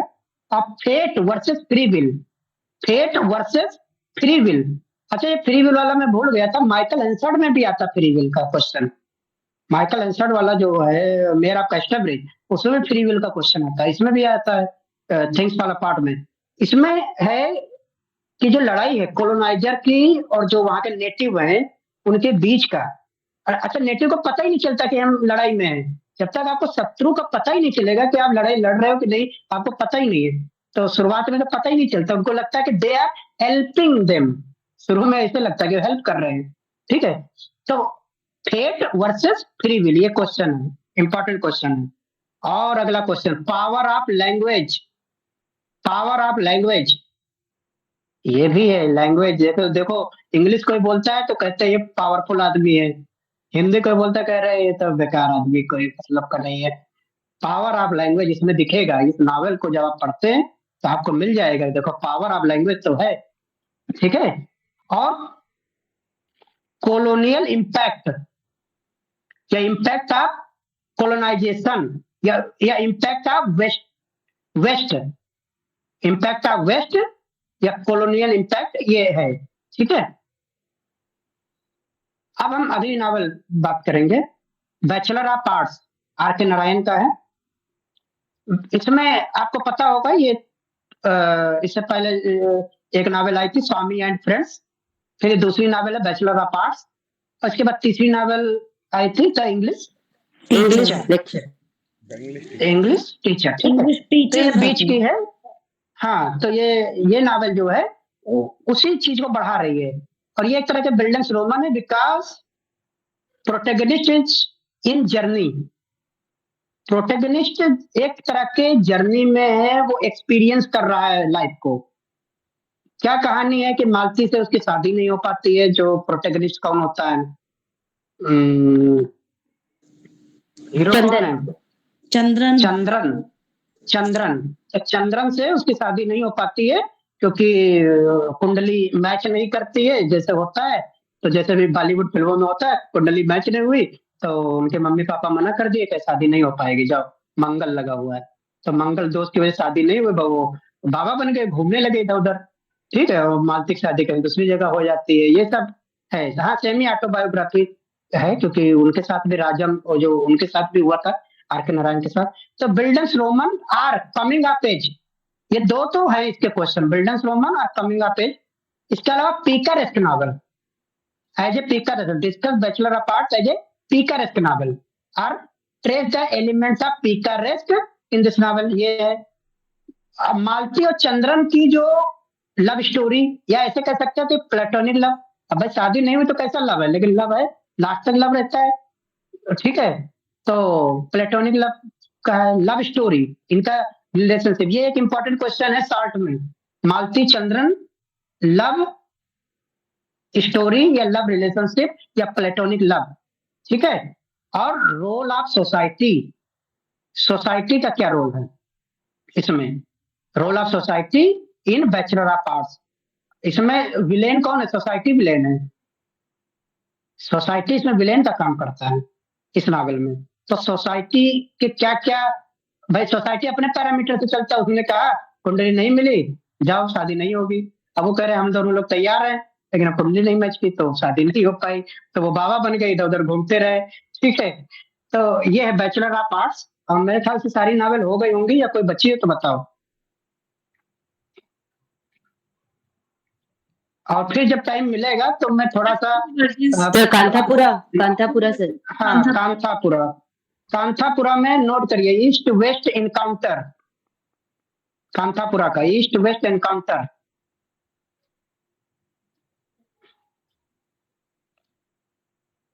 मोस्ट इंपॉर्टेंट क्वेश्चन है, east west encounter. Effect, impact of Gandhi, impact of Gandhi, Gandhi का क्या इम्पैक्ट है इस नावल के जो मेन कैरेक्टर कौन है कांथापुरा का, मूर्ति का क्या नाम है, मूर्ति सर, मूर्ति। हाँ, तो मूर्ति अजक्का नरेटर। सो मूर्ति जो है मेन कैरेक्टर, तो इम्पैक्ट ऑफ गांधी ऑन मूर्ति।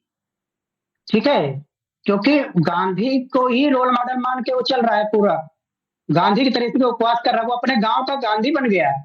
जैसे कहा अपना गांव तो आजाद करा ही लेते हैं, तो कांथापुरा एक गांव की कहानी है, और किस तरीके से गांधी जी वहां कभी नहीं आए, मूर्ति कभी गांधी जी से नहीं मिला, कभी भी नहीं। और मेरे ख्याल से पूरी नावल में गांधी जी कभी आते ही नहीं है एज ए कैरेक्टर। हाँ, नहीं आते हैं, एंड में आते हैं, एंड में नेहरू आते हैं। अच्छा तो लेकिन गांधी जी का इम्पैक्ट बहुत है। तो ये गांधी का इम्पैक्ट, ईस्ट वेस्ट एनकाउंटर, ये दो क्वेश्चन है इसके। गांधी टू नेहरू। अच्छा, हाँ, एक चीज और है, एक एलेगरी चलती साथ में रामायण की, जैसे राम जी गए सीता जी का हरण हो गया तो राम जी इसको वापस लाने गए, वैसे एक एलेगरी भी कांथापुरा में चलती है कि जो भारत माता है उनको बचाना है, उनको वापस लाना, उनको डिग्निटी को रिस्टोर करना है, एक ये भी एलेगरी है। तो इसके ऊपर भी क्वेश्चन आता है। अब मुझे नहीं लगता ये आएगा, लेकिन अगर आ गया तो वो वही है। नहीं सर, ठीक है, हरित कथा के रूप में इसको दिखाया गया। हरि कथा, वो कथा चलती रहती है, उसमें वो रिलीजन प्लस नेशनलिज्म वो था कनेक्टेड, वो दोनों जब कथा वो करते हैं तो कथा का मतलब, वैसे जब कहीं भी कथा होती है तो कथा का उद्देश्य क्या होता है कि आपके अंदर भक्ति भावना का संचार हो। लेकिन यहाँ पर जो कथा होती है कांथापुरा में, इसमें देश प्रेम का संचार होता है, वो अलग तरीके से कथा की जाती है। तो मेरी तरफ से आज इतना ही, मैं थोड़ा नोट्स बना के फिर आपसे मिलूंगा। ठीक है, thank you very much listening me so patiently. Thank you sir. Sir ji थोड़ा बैच के बारे में, thank you so much sir. Sir ji थोड़ा बैच के बारे में बता दीजिए, और टाइमिंग और क्या पेड है ये सब बता दीजिए थोड़ा। तो सर मैं डिस्कनेक्ट हो जाओ? नहीं सर, बस आप कुछ सेकंड तो देंगे। नीतू जी, मैं बात कर लूंगा बैच के बारे में। बस आप ये समझिए कि ये बैच आपकी 2 तारीख से शुरू हो रही है, 2 फरवरी से, और हमारे साथ एक पूरी टीम है। अभी आपने डेमो देख लिया, सर हैं बेहतरीन तरीके से आपको हर एक नावल पे, अभी तो सारे नावल पे इन्होंने बताया कि ये क्वेश्चंस आ सकते हैं, ये पॉसिबिलिटीज़ हैं, कैसे तैयार करें, एक क्वेश्चन को तैयार करें, कैसे सारे क्वेश्चन के जवाब दें। बहुत सी चीज़ों पे आप लोगों ने एक छोटा-सा अभी एक कहते हैं ना कि झलक देखी है, हाइलाइट्स देखी हैं ये। अभी इनका डीप सेशन आना बाकी है। तो 2 फरवरी से आपका बैच स्टार्ट हो रहा है और हमारे साथ पूरी टीम है। सर उसमें जो है लीडिंग पोजीशन में है। नावल सेक्शन के लिए सर को ही हम अप्रोच कर रहे हैं और सर ऐसे ही आपको डिटेल में, अब आज तो समय का अभाव है, एक लेक्चर की अपनी एक सीमा है, क्यों सर? एक लेक्चर में एक लिमिट होती है और हाँ, मैं तो बच्चों को देखकर बड़ा आश्चर्यचकित हूँ कि ये लोग इतनी देर तक टिके रहे, कोई लेफ्ट नहीं हुआ, वो टिके हैं, सुन रहे हैं। सर ये इस तरह बच्चे का मैं पहली बार देख सर रहा जी हूँ बैच। टाइम ये क्या रहेगा आपके बैच का और कितने घंटे सर तक आप क्लास रात के 4 रहेगी? बजे भी पढ़ाएंगे ना तो हम लोग ऐसे ही मिलेंगे, चाहे आप रात के 2 बजे पढ़ाइए, 3 बजे पढ़ाइए, चाहे हम लोग सब 7-8 ऐसे ही घंटे रहेंगे। लगातार चलता हम है लोग अभी रात हमेशा, और सर मुझे तो इतना अच्छा लगा है, मुझे तो लग रहा है जैसे पूरी नॉवेल साथ में एकदम सीरीज की तरह चल रही थी और एकदम रिवीजन हो रहा था। और मुझे इतना अच्छा लग रहा है कि अरे मतलब मुझे मेंस को लेके जो डर था धीरे धीरे बहुत अच्छा लग रहा है। Sir thank you so much sir, SK sir को भी और आपको भी बहुत बहुत थैंक यू। जो आप लोग क्वेश्चन अपने है अगर वो आपने लिख डाले तो आपका सब रेडी हो जाएगा, आराम से हो जाएगा सारा। आप लोग अपने फीडबैक दे सकते हैं। सर मैं आपको कुछ सेकंड के लिए रोकूंगा, कुछ और मिनट के लिए। बच्चे अपना फीडबैक देते हैं हाँ, क्लास के एंड में। फीडबैक तो और क्वेश्चन भी, अगर कोई क्वेरी है वो भी। If you have any question तो the session is open to questions and your feedback. बताइए सर मुझे टाइमिंग जाननी थी, कितना टाइम से स्टार्ट होगा, मतलब टाइमिंग क्या रहेगी और कितने घंटे का रहेगा क्लास? नीतू जी, आपकी क्लास प्रोबेबली 1 घंटे की हम मान के चलते हैं। कभी-कभी ये डिपेंड करता है हमारे एक्सपर्ट पे।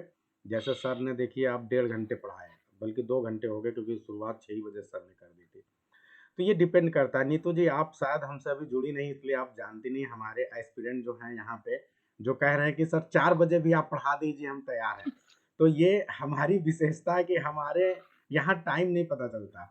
हमारे यहाँ बस ये रहता है कि हम बेस्ट देने की कोशिश करते हैं। उसके लिए कई बार हमें 3-3 घंटे की मेरी क्लास चल जाती है। अभी तो जब आपका एलटी ग्रेड का प्री का एग्ज़ाम था, हमने बच्चों को रात में 10:30 बजे से लेके 3-3 बजे तक पढ़ाया, पूछिए। तो ये एक रिकॉर्ड हम कायम कर रहे हैं पूरे भारत के इतिहास में, और ये हमारे एस्पिरेंट्स हैं जो हमारा साथ दे रहे हैं। और हमारी तो कोशिश ये है कि आपके जीवन में चेंज लेकर आए।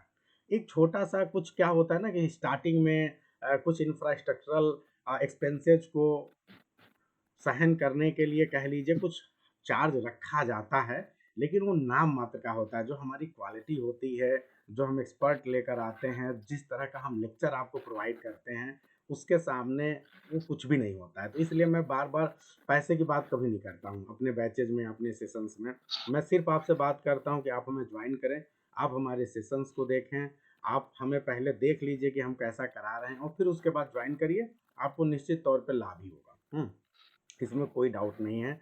और यहाँ नहीं, वो पूरे देश में अगर यहाँ जितने बच्चे सबका एलटी में हो जाएगा मेंस में, ये गारंटी है। ये देखिए जान लीजिए, यहाँ पर आपको जो मिलेगा और जिस तरह डेडिकेशन यहाँ दिख रहा है सारे कैंडिडेट का, अगर आपने वो पढ़ लिया, फॉलो कर लिया, 100% you all are going to be selected. देख लीजिए, अब सर ने बोल दिया है तो फिर कोई बात ही नहीं। कराने वाले सर हैं। अब देखिए बात यही है ना कि हमारे पास जो भी लोग हैं ना बड़े डेडिकेटेड है, हाईली डेडिकेटेड, और आप देख रहे हैं। यस, अभी सर के पास इतना मटेरियल है कि अभी सर को 1 घंटे और दे दिया जाए, लेकिन सर ने शार्ट किया है कि आप लोग को थोड़ा-सा वो सोच रहे हैं कि ये, चूँकि देखिए जो ऑब्जेक्टिव पेपर्स होते हैं, वहाँ पे क्या होता है कि थोड़ी-थोड़ी मोमेंट के लिए रहता है ना कि आप बढ़ते रहते हैं, होता रहता है। लेकिन यहाँ क्या होता है, यहाँ पे आपका ज़्यादा अटेंशन चाहिए होता है, क्योंकि एक क्वेश्चन को समझाने में टाइम लगता है। तो इसलिए ये जो डिस्क्रिप्टिव वाली क्लास होती है, इसको बहुत लंबा नहीं किया जा सकता है। फिर भी जो है 1.5 घंटे की क्लास आपकी नॉर्मली मान के चलें 1 से 1.5 घंटे की रहनी है। और जब एग्ज़ाम आएगा तब तो आप सोच ही नहीं सकते, तब तो फिर हम आपको सामने बैठा के यहीं कैमरा ऑन करवा के सर इन लोग का कैमरा ऑन करवा के और बकायदा टाइमर लगा के और सबको एक साथ बोलेंगे कि स्टार्ट योर आंसर राइटिंग और एक साथ सारे लोग स्टार्ट करेंगे आंसर राइटिंग करना। जैसे इनका जो टाइमिंग, जैसे सर मैंने बनाया है कि शॉर्ट आंसर के लिए इन लोग को जो है 6 मिनट चाहिए, क्योंकि इनके पास टोटल 180 मिनट्स हैं और इनके पास 20 क्वेश्चन है। 10 शॉर्ट लिखने हैं, 10 लॉन्ग लिखने हैं। लॉन्ग के लिए इन लोग को लिए जो है 200 वर्ड्स के लिए मैंने 10 मिनट्स का टाइम दिया है। तो इस तरह से ओवरऑल इनके पास 20 मिनट बच जाएंगे, जिसमें अन्य चीजें कई बार नुकसान हो जाता है और रिवीजन के लिए भी चाहिए। तो आप सोचिए कि आपको एक टाइम बाउंड होकर प्रैक्टिस करना पड़ेगा और वो प्रैक्टिस हम आपको यहाँ पे करवाएंगे। आपकी आंसर राइटिंग जब होगी तो आपकी कॉपीज भी चेक करेंगे, आपसे बोलेंगे चलिए लिखिए आप। जब आप लिखेंगे तो फिर उसके बाद हम उसे चेक भी करेंगे, आपकी कमियां भी बताएंगे और आपको पूरी तरह से मास्टर एकदम परफेक्ट बना के भेजेंगे कि आप चाहे जो क्वेश्चन आ जाए जवाब तो आपको देना आता रहेगा। सर जी, जो सर पढ़ाएंगे उसका पीडीएफ भी मिलेगा बिल्कुल विद मिलेगा। Question answer. सबसे बड़ी चीज ये है कि हम आपको इस बार यहाँ तो समझाएंगे ही बताएंगे, लेकिन आपको जितने भी इम्पोर्टेंट क्वेश्चंस होंगे नावल वाइज वर्क वाइज, है ना, चाहे पोएम हो, चाहे ड्रामा हो, चाहे नावल हो, हम आपको वर्क वाइज आपको उनके पीडीएफ भी प्रोवाइड कराएंगे ताकि आप उस पर प्रैक्टिस कर ले। क्योंकि जब हम आपसे क्वेश्चन आंसर राइटिंग एग्जैक्टली करवाएंगे तो आपके पास कम से कम रीडिंग मटेरियल होना चाहिए हमारे सेशंस के अलावा, तो हम वो भी आपको देंगे। तो इसके लिए चिंता करने की जरूरत नहीं, हर सेशन जिस भी टॉपिक पे होगा उससे रिलेटेड आपको पीडीएफ मटेरियल भी मिलेगा। I hope. सर जी, कल का टाइमिंग क्या है? कल अभी फिलहाल आपका अभी नहीं है, अभी ये सब हम डेमो, अभी 2 तारीख से आपका बैच स्टार्ट हो रहा है, तो अभी हम डेमो चला रहे हैं। ऐसे एक एक 2 दिन के गैप करके हम डेमो चला रहे हैं।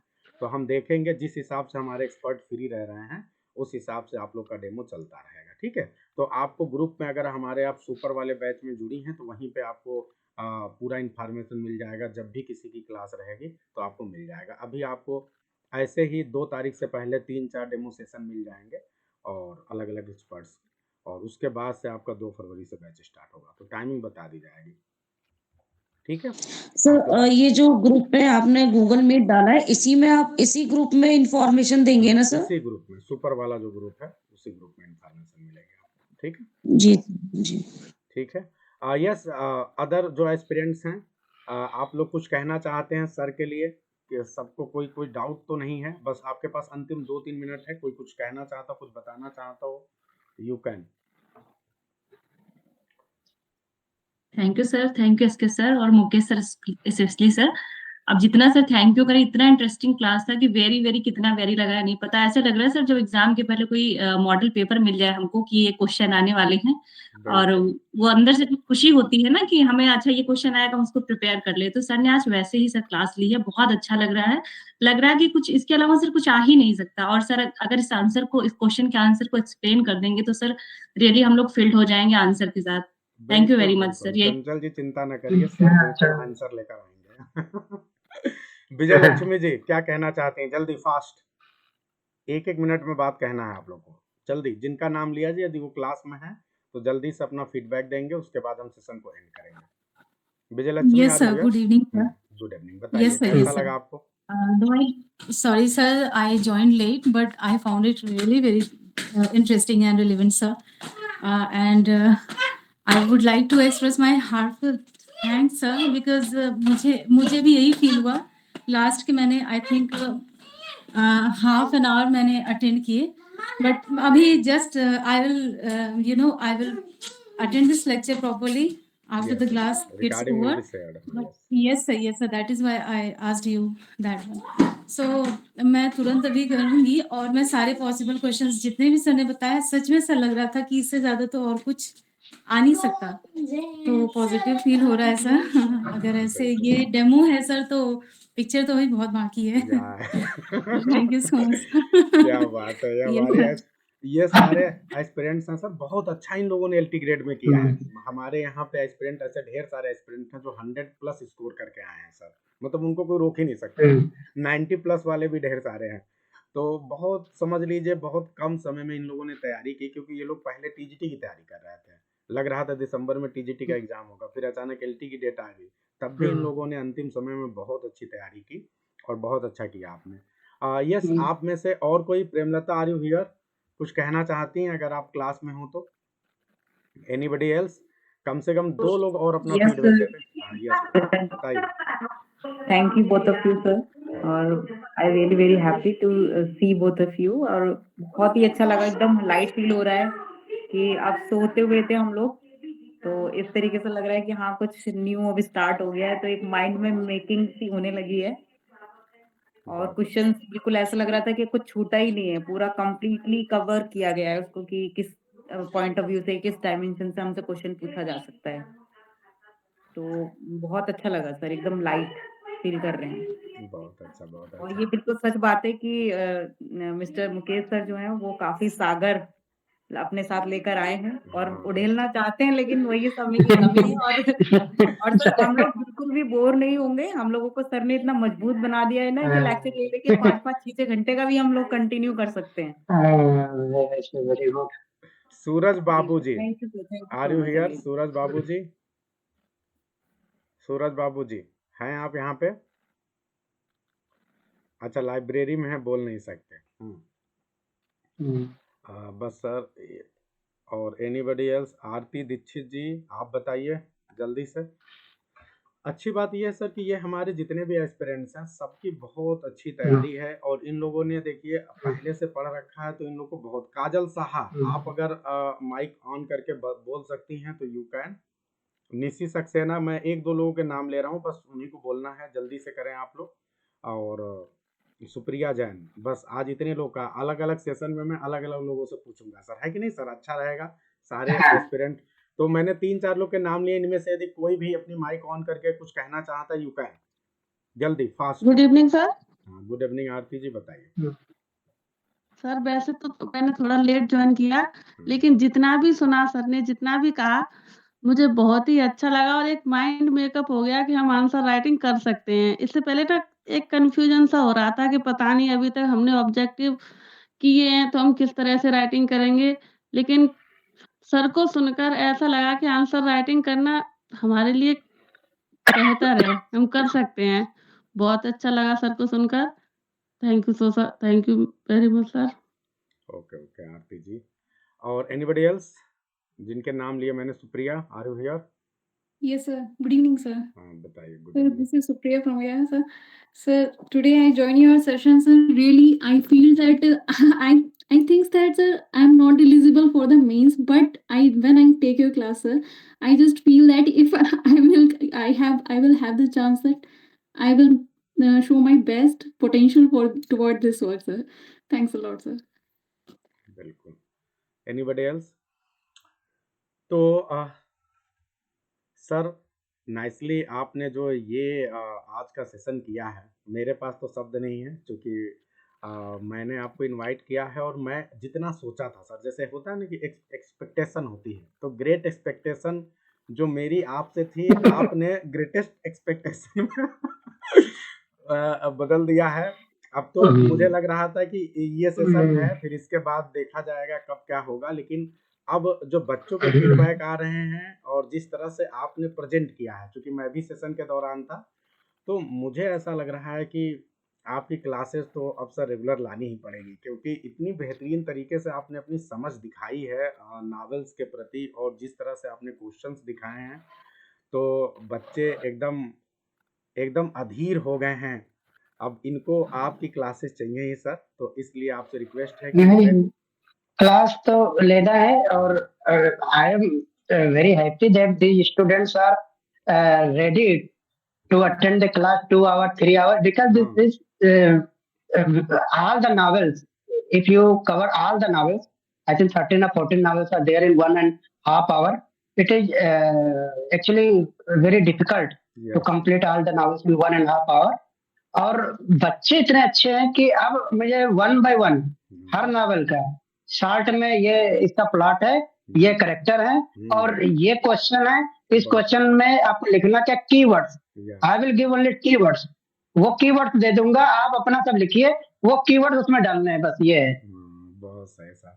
अब आपकी क्लासेस सर हम ऐसे रखेंगे कि टाइमिंग का कोई इशू ही नहीं रहेगा रात में। ऐसे हमें रखेंगे कि लेते रहे बच्चे, 1.5 घंटे लग जाए, 2 घंटे लग जाए, जैसी सिचुएशन हो तो आप बताएं तो फिर उस नावल को पूरी तरह से खत्म ही कर दें, एक नावल को, है ना सर? तो मतलब ठीक है। और सर थोड़ा जैसे बच्चे संडे को, जैसे आज छुट्टी था, ऐसा कोई दिन हो जिस दिन फ्री हो। जी जी जी, संडे वाले है ना, दिन या क्योंकि छुट्टियों वाले दिन ज्यादा बेहतर रहेगा ना सर? हाँ, मेरे ख्याल से कुछ लोग इसमें भी हो सकता है कहीं एंगेज हो, पढ़ा रहे हो या कुछ कर रहे हो तो प्राइवेट, तो उनके भी टाइम के हिसाब से। बिल्कुल सर, इनके टाइम का ध्यान रखते हुए ही रहेगा सर। लेकिन ये हमारे एस्पिरेंट देखिए, चंचल जी कह रही हैं we are all time free sir, और अभी आपके फैन हो गए हैं लोग। और और इनके पास एक टाइम एकदम फिक्स है कि ये रात में 9 बजे 10 बजे के बाद आप ले लीजिए, कोई दिक्कत नहीं है। तो हम लोग देख लेंगे सर, इस पे डिस्कस कर लेंगे। सबसे बड़ी बात मैं सर यही कहना चाहूँगा कि ये जो सेशन रहा, ये जिस पर्पज़ से आया था उसमें पूरी तरह से ये सफल रहा। और बल्कि अगर इस सेशन को जो है कहा जाए कि 100 में कितना दिया जाए तो मैं तो इसमें 200 बोलूँगा, क्योंकि आपने अपने उससे ज़्यादा जाके सुप्रिया, अभी आप लोग माइक प्लीज़ ऑफ रखेंगे। ये देखिए, ये थोड़ी-सी यही दिक्कत रहती है सर इसमें। एक्चुअली सर हमारे जितने भी एस्पिरेंट हैं, मैं आप सभी को बता दूं कि सबसे बड़ी चीज़ ये है कि हमारे जितने भी एस्पिरेंट्स हैं, ये सब लोग, ये मतलब अभी आपने आवाज़ सुनी कि माँ है, बच्चा पीछे है, बच्चा परेशान कर रहा है माँ को, लेकिन फिर भी जो है माँ अडिग है कि नहीं मैं पढ़ूंगी, मैं क्लास लूंगी, सेशन लूंगी। ये जो हमारी क्लास की सर फीलिंग ही अलग प्रकार की है। जब हम माइक ऑन करते हैं तो अक्सर ऐसा लगता है छोटे बच्चे हैं, अब उनकी भी आवाज़ आ जाती है। जैसे अब मान लीजिए हमारा कोई एस्पिरेंट है, जवाब देना चाहता है, तो एट द सेम टाइम बच्चा भी है पीछे, तो आवाज़ उसका भी आएगा। तो हमें ये महसूस होता है सर कि हमारे जो एस्पिरेंट्स हैं, स्पेशली महिलाएं सर, बहुत संघर्ष कर रही हैं। और ये एस्पिरेंट्स कोई बहुत बड़ी जगहों की नहीं कि बीएचयू से, इलाहाबाद यूनिवर्सिटी से, या फिर किसी बड़ी यूनिवर्सिटी से ये लोग पढ़ के आए हैं। यही वजह था कि एक मन में डर था, हमारे जितने भी एस्पिरेंट हैं सर, उनके मन में एक डर बना हुआ है कि सर आंसर राइटिंग होगा कैसे, क्योंकि इन लोग को उस तरह का एक्सपीरियंस नहीं है। वो गाइड बुक मार्केट में काका और घोड़ा वाला सब आता है, वो सब पढ़ के जो है किसी तरह इन लोगों ने तब एमए पास कर लिया। लेकिन अब क्या है कि अब भैया लिखना है, आयोग बड़े बड़े, आपको पता है यूपी पीएससी का पेपर होना है, प्रोफेसर लोग आएंगे पेपर को चेक करने के लिए, है कि नहीं सर?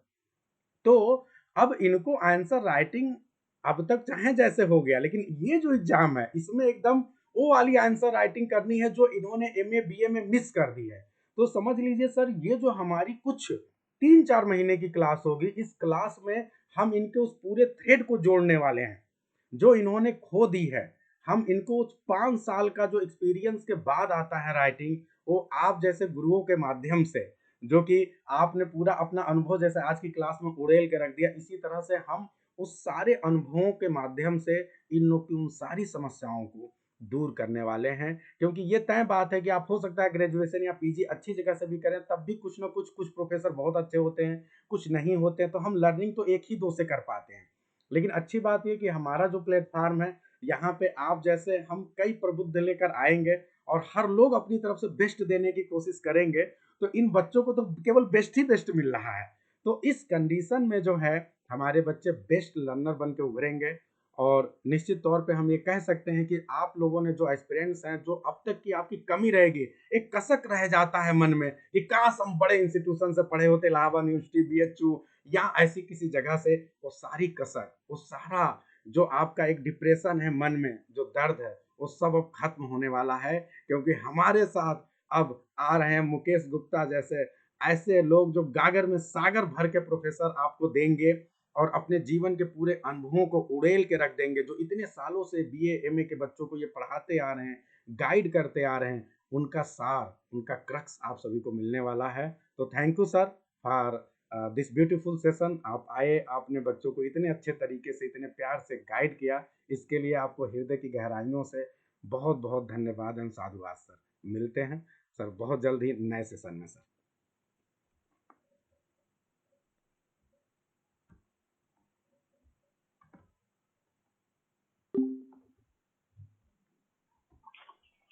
हेलो